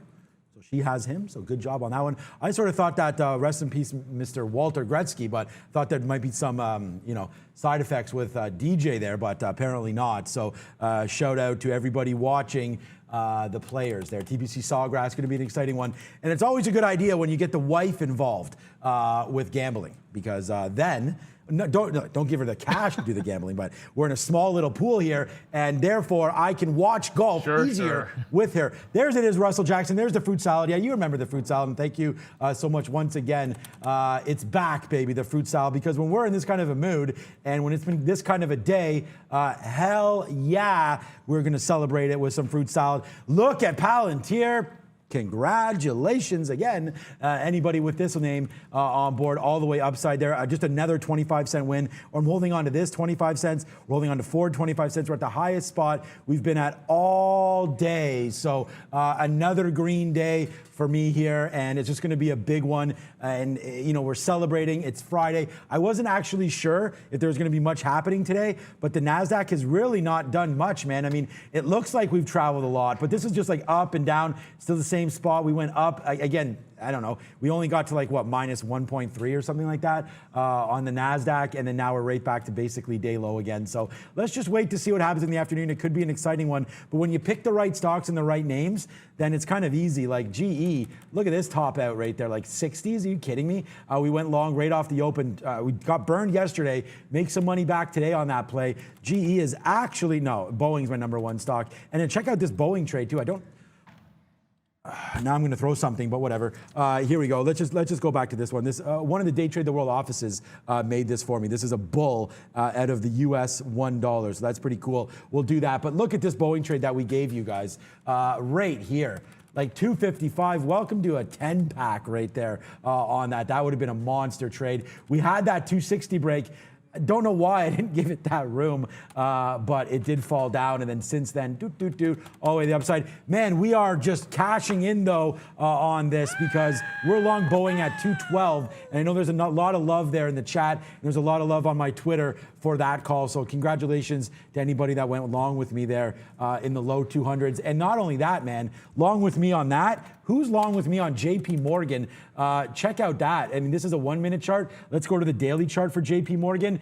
And Daryl, if you're on board, if you're watching right now, I know that you know because we were buying this thing hand over fist when I was talking about it down here at $93. I'm long sub 100, as many of you are with hopefully with JP Morgan. And I mean, this was only back in October. Look at that run for JPM. Not only that, man, you're collecting the divvies too. Brendan, what's up? All right, it's Friday. We all love money sandwiches, so let's do lunch money, guys. We haven't done it for a couple of days. Everyone's favorite segment where we give you 3 ideas, not trying to hit home runs here. We're just trying to, as we like to say, pay for lunch. I was just double checking on that SOS. I don't see anything related to it, but remember, crypto stocks, so Bitcoin day highs still going here. So this is going to be for me, I think, if we can get above 7. If you go to the daily chart, $7 is a huge level that it's kind of been a bit of a pivot point back and forth through $7. So if we get above and start holding 7 as support, try the long on SOS. Big volume though for SOS here, guys. Oh yeah, yeah. And that was another one there. Thank you, Daryl. You're on board there. He's giving the goods. Daryl, you remember SPG. That was another name, man, that it's embarrassing to tell you guys this, but it's not embarrassing. It's flattering, but we were long, Daryl, as you know, man, down here, $60 on SPG. We were pumping the tires of Simon Property Groups right there. And yeah, I mean, look at this, man. And this also has a 5% dividend, like SPG. That's long and strong in the portfolio as well. Like, this is what I'm talking about. Not only day trading here, but I'm going to give you guys some longer term plays as well. Some of these plays were just too easy. SPG down there, DraftKings down there, and then JP Morgan on the downside as well. My call for you guys right now, if you want something long, BFT is going to be turning into PaySafe real soon. So I do like that one. Neil, give them a lunch money trade. Buddy. I'm looking at Macy's here, guys. Now, obviously, you're going to see we're up that 8%. We're actually giving some consolidation. I think there's I showed you in the daily chart, we're talking about this when it came up, and thank you guys for pointing it out. We're looking at that 20 level on the daily for resistance. Now, we haven't made the top break. We stalled on an 1850 breakout, and anytime I see something like that, I'm going to play it on the little VWAP retracement. So it's like an 1835 breakdown, take it down into like this 1810 area for a bit of a scalp trade. And again, it has to break the low for you to be able to get into this trade. So if it doesn't, it is what it is. You know, trade involves a setup and execution, and an out 1850 would be the out in that particular case. So it'll be Macy's for me. We can take that one. I mean, I'm already in ride. And I've already sort of talked about that top end break, so I'll get out in front of 15, and if it takes out that 15.25, I like that as well. But because I'd said that since the morning, we'll give you Macy's here. We are right at that 70 level right now. We did break that back down below right now on Roblox. So yeah, I like this high break there, but because it's lunch money. What about a break downside here in Roblox? Let's see if it breaks through 70. We'll take that one. A break through 70 right now. I mean, it could happen. Hold on a second. 70-10. Yeah, okay. Let's just get short Roblox right now, and then we'll wait for a 70 break to the downside. Let's get short Roblox. That's my trade. What's up, Bren? You have one? Talking about SOS, guys. Already missed. Yours. So there we are now short Roblox at $70.15. Only going to give this one up to this mark, $70.50. So right now we're going short. We're going to think that Roblox does want to break this 70. So let's wait. We're going to give this one to 70.50 and just see what happens here with RBLX, guys. Yeah, and in about 3 pennies, we'll have that Macy's to the south side. I want to come back over to, and I did mention ride there, guys. And of course, it can't actually make that breakout if it doesn't get through 15 first. It's got some tight consolidation off of VWAP. Good sign here. I mean, the market's doing nothing, right? So trade what's moving. We got that short sell report to you guys, obviously, so it gave you some moves. if we can base out here at 1450, it could be a decent place to add. But overall, if it didn't have, like if this was a setup and it didn't have the short sell report going against it, if it wasn't down 17%, then I would be buying the dip here off of 1450. The reason I wouldn't do that is because the overall negative tone here. So it's got to be in front of 14 or bust for me on ride. And this is my order here at that 1490 range, guys. Just going over that trade. And I'm going to come back to GE. I know we have 10 minutes left. I still hold the GE shares. It's weird. It's interesting. I mean, this is one of those, you get the breakout off the morning. And there were so many dip opportunities. Should have had this dip. It is what it is. Should have had that one. Finally did take it here. And then that's where it starts to fail, guys. And this 1240 has been the out for me the entire time. So if GE breaks that 1240, I will be out of GE. Probably the longest it's not the longest I've held a trade here, but maybe GE in particular, the longest I've had it on the show. But if 14 goes, so 1240 goes, I'll be out of that. Looking to see if it can hold that opening range bottom at 1220 if it gets a bit of a flush here, but the market not doing a heck of a lot. That's why I wouldn't reverse short, because the market's not moving, so I wouldn't anticipate too big of a flush if GE does break, but I'm not going to throw away profit at lunchtime. Falling down money. We just got out of our GE, man. A big trade for me. My number 2 stock on the day. We just dumped a little bit of it. You can see the damage that we've done on the bottom, man. It's been ridiculous, the amount of money that we made right there. Okay, that's GE. Let's check back in quickly. I just want to give you guys an update. Palantir, congratulations, man. Spin it one more time. This is for all of you guys out there that have traded this with me today.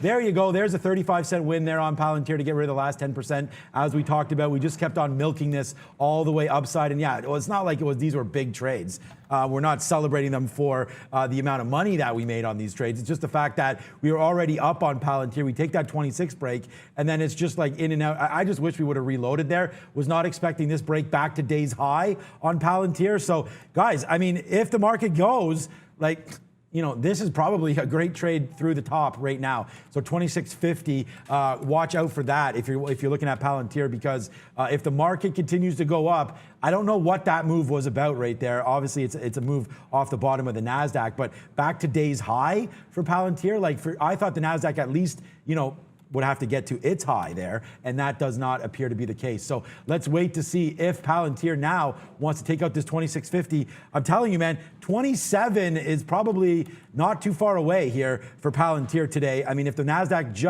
just gets going, like if you can get this to like -1%, like halfway back, something like that, then I think Palantir takes it out. And then with a big run coming next week because of those stimulus checks, I mean, just wait till those get deposited into Robinhood and things like that. Then you'll start seeing some action on some of these names. Whether or not you take that as advice to get calls for next week or not, do whatever you want. But I mean, I think this market is getting ready to take off here. Speaking of takeoff, GameStop, like we said, it had that little flush, and by little I mean it went $20 from the high, almost $20 from the high, basing out right now off of around VWAP, but AMC pulling back, and it's not that they have to move lockstep, but I mean AMC actually is a bit of a reopened play, and it's trailing today. It's down. It's 7.5% versus 9.5% on GameStop, but it holds every single time at VWAP here. And look, if you're gonna take the top off, and if GameStop takes that 295 out, if it holds here and continues to push, just broke 85, you gotta like an AMC through an 1140 break. It doesn't mean they have to both happen together, but I'm telling you right now, if GameStop is going and you get a chance to catch this break. I mean, it's not the same thing as the cost-GameStop relationship, but AMC already proving to have a lot of strength. That sell-off in GameStop, to barely take AMC through 11 here shows that you got some willing buyers on this particular name, and they're holding up. I mean, you're gonna a pop-off view up here on volume into the high. You're basically not a huge volume sell-off. So if GameStop goes, I would like AMC through an 1140. And I'm reiterating, I would not take the 295 break on GME. I'd prefer that 300 by a long shot. Okay, congratulations to all you Patriots fans. You can have another 4-win season as you re-sign Cam Newton for 1 year. Congratulations on that one. Maybe you can get. And I had him in fantasy, and I don't even like that. Maybe you can get the #1 pick next year with that signing. So no, they can't. This is the problem. I wish the best. They'll be just good enough to not get the #1 pick. Right. But you know what? Actually, Sean, they got 5 wins this year. But I'm happy about it. I'm very, very happy at it. Why? Because I'm a Buffalo Bills fan. And honestly, exactly. There's nothing better than after long years of disappointment, sticking with your team, and then they have a fantastic, that's what it's all about, guys. They have a fantastic team. They're going to do well this year. I actually think, personally, that they're going to be the #1 overall seed in the AFC, but take it with a grain of salt, because I say that literally every year to myself, and it ends up not being true. Okay, so yeah, take it with a grain of salt. If you say it every year, then it doesn't mean anything when you say it this year, right? So I say it every year, so it doesn't really matter, guys. I'm not big of a fan. That's why I don't bet on the Bills, because I'd be broke. Okay. Here goes Palantir, guys. All right, I said we may take out the high if the NASDAQ started to run, and it's not even running, and we are taking out the highs. So yeah, let's just hold your cards tight here on Palantir. If you do have that long, I'm out of it, and so it's easy for me to say for you guys to hold it, but I just think that this is going to be exciting next week on Palantir. If we don't open up above 27 let's just wait. We still have half a day to go, but if the day remains kind of like this and we close around 26.50 or anything around here, then we may even open up at 28 or 29 on Monday. Just a little bit of good news, and this thing is see ya. It's Mr. Wickens time. What's up, Brendo? I just saw this one pop up again, guys. We talked about this one yesterday. British American Tobacco getting 20% of OGI. That was the news yesterday. Big move up. You can see on the daily chart on that. But just coming back towards this day high, a little bit of volume coming in as well for OGI. That SOS as well, still below 7. So nothing to do, guys.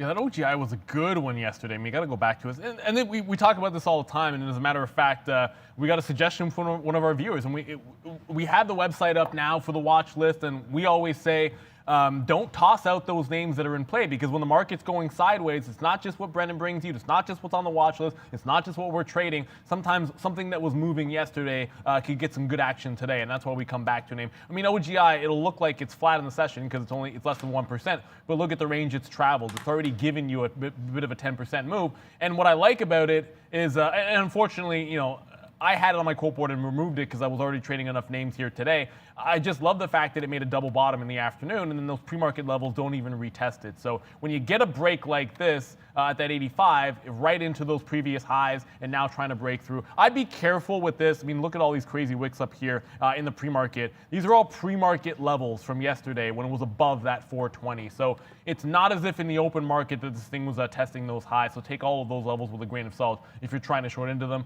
I don't think I will be on OGI in particular. Not after it held up these levels. I'd much prefer trading a stock like this if it's breaking these lows and showing the weakness. That's a better fade trade for me. I don't like shorting it off the top when it holds up like this. Okay, we're wrapping it up, guys. Only 2 minutes left. I want to thank everybody. If you guys have that production shot, let's throw that up because I want to give a big shout out. There.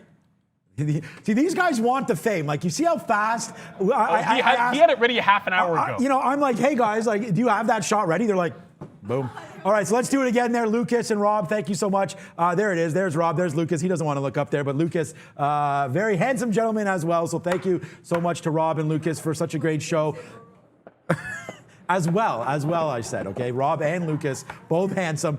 Valeria has a thing with both these guys, back and forth. They play a lot of games on each other. So thank you so much. Thank you to Brendan today. Thank you to Greg, who's always a big help to us. Thank you to Trader Prad as well. And most importantly, thank you to all the new members we got today, including the one we just got there. What's up, Shakib? I see you there. Stay fresh yourself as well there, brother. And Stephen W., thank you for joining our chat up as well as being a member. So thank you so much for that, man. Awesome show. Hell yeah. Let's just keep on going. Yeah, we're waiting for BTC to moon. Look, I've got a hell of a lot of Bitcoin as well as Cardano and ETH. So we're super excited about this move in crypto land today and this week. So keep your heads up, guys. It's going to be a big week for everybody next week. So just sleep well and come back with us next week, guys.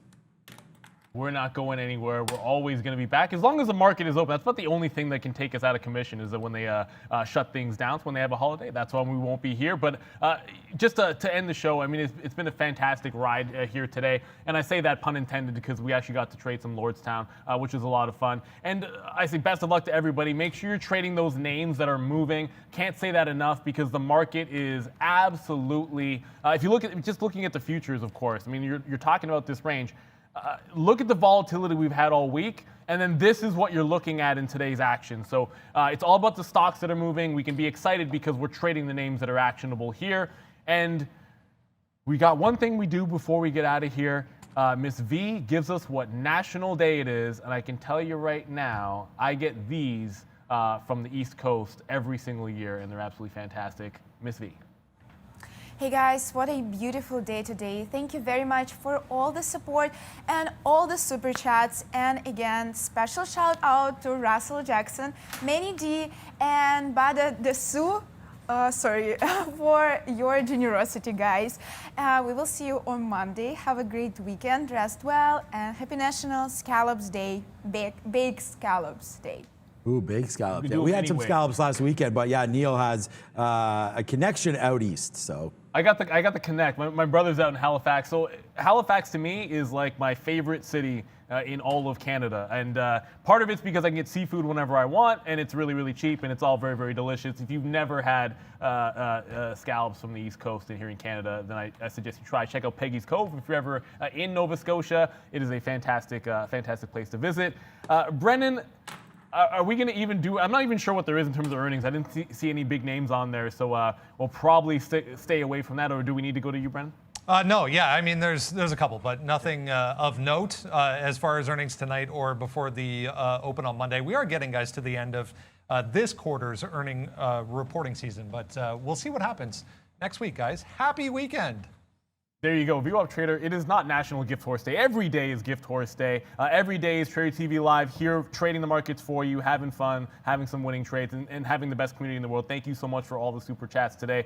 For the entire team down the line, Ms. V in her Aroon jacket that she has. It's kind of like his shirt, which is legendary. Sean, of course, we're in the hoodie today. Get yours as well. Mr. Brennan Wickens, I'm Neil Roberts. Good morning, good afternoon, good evening, wherever you are in the world. This is Trader TV Live. See you next week. Bye, guys.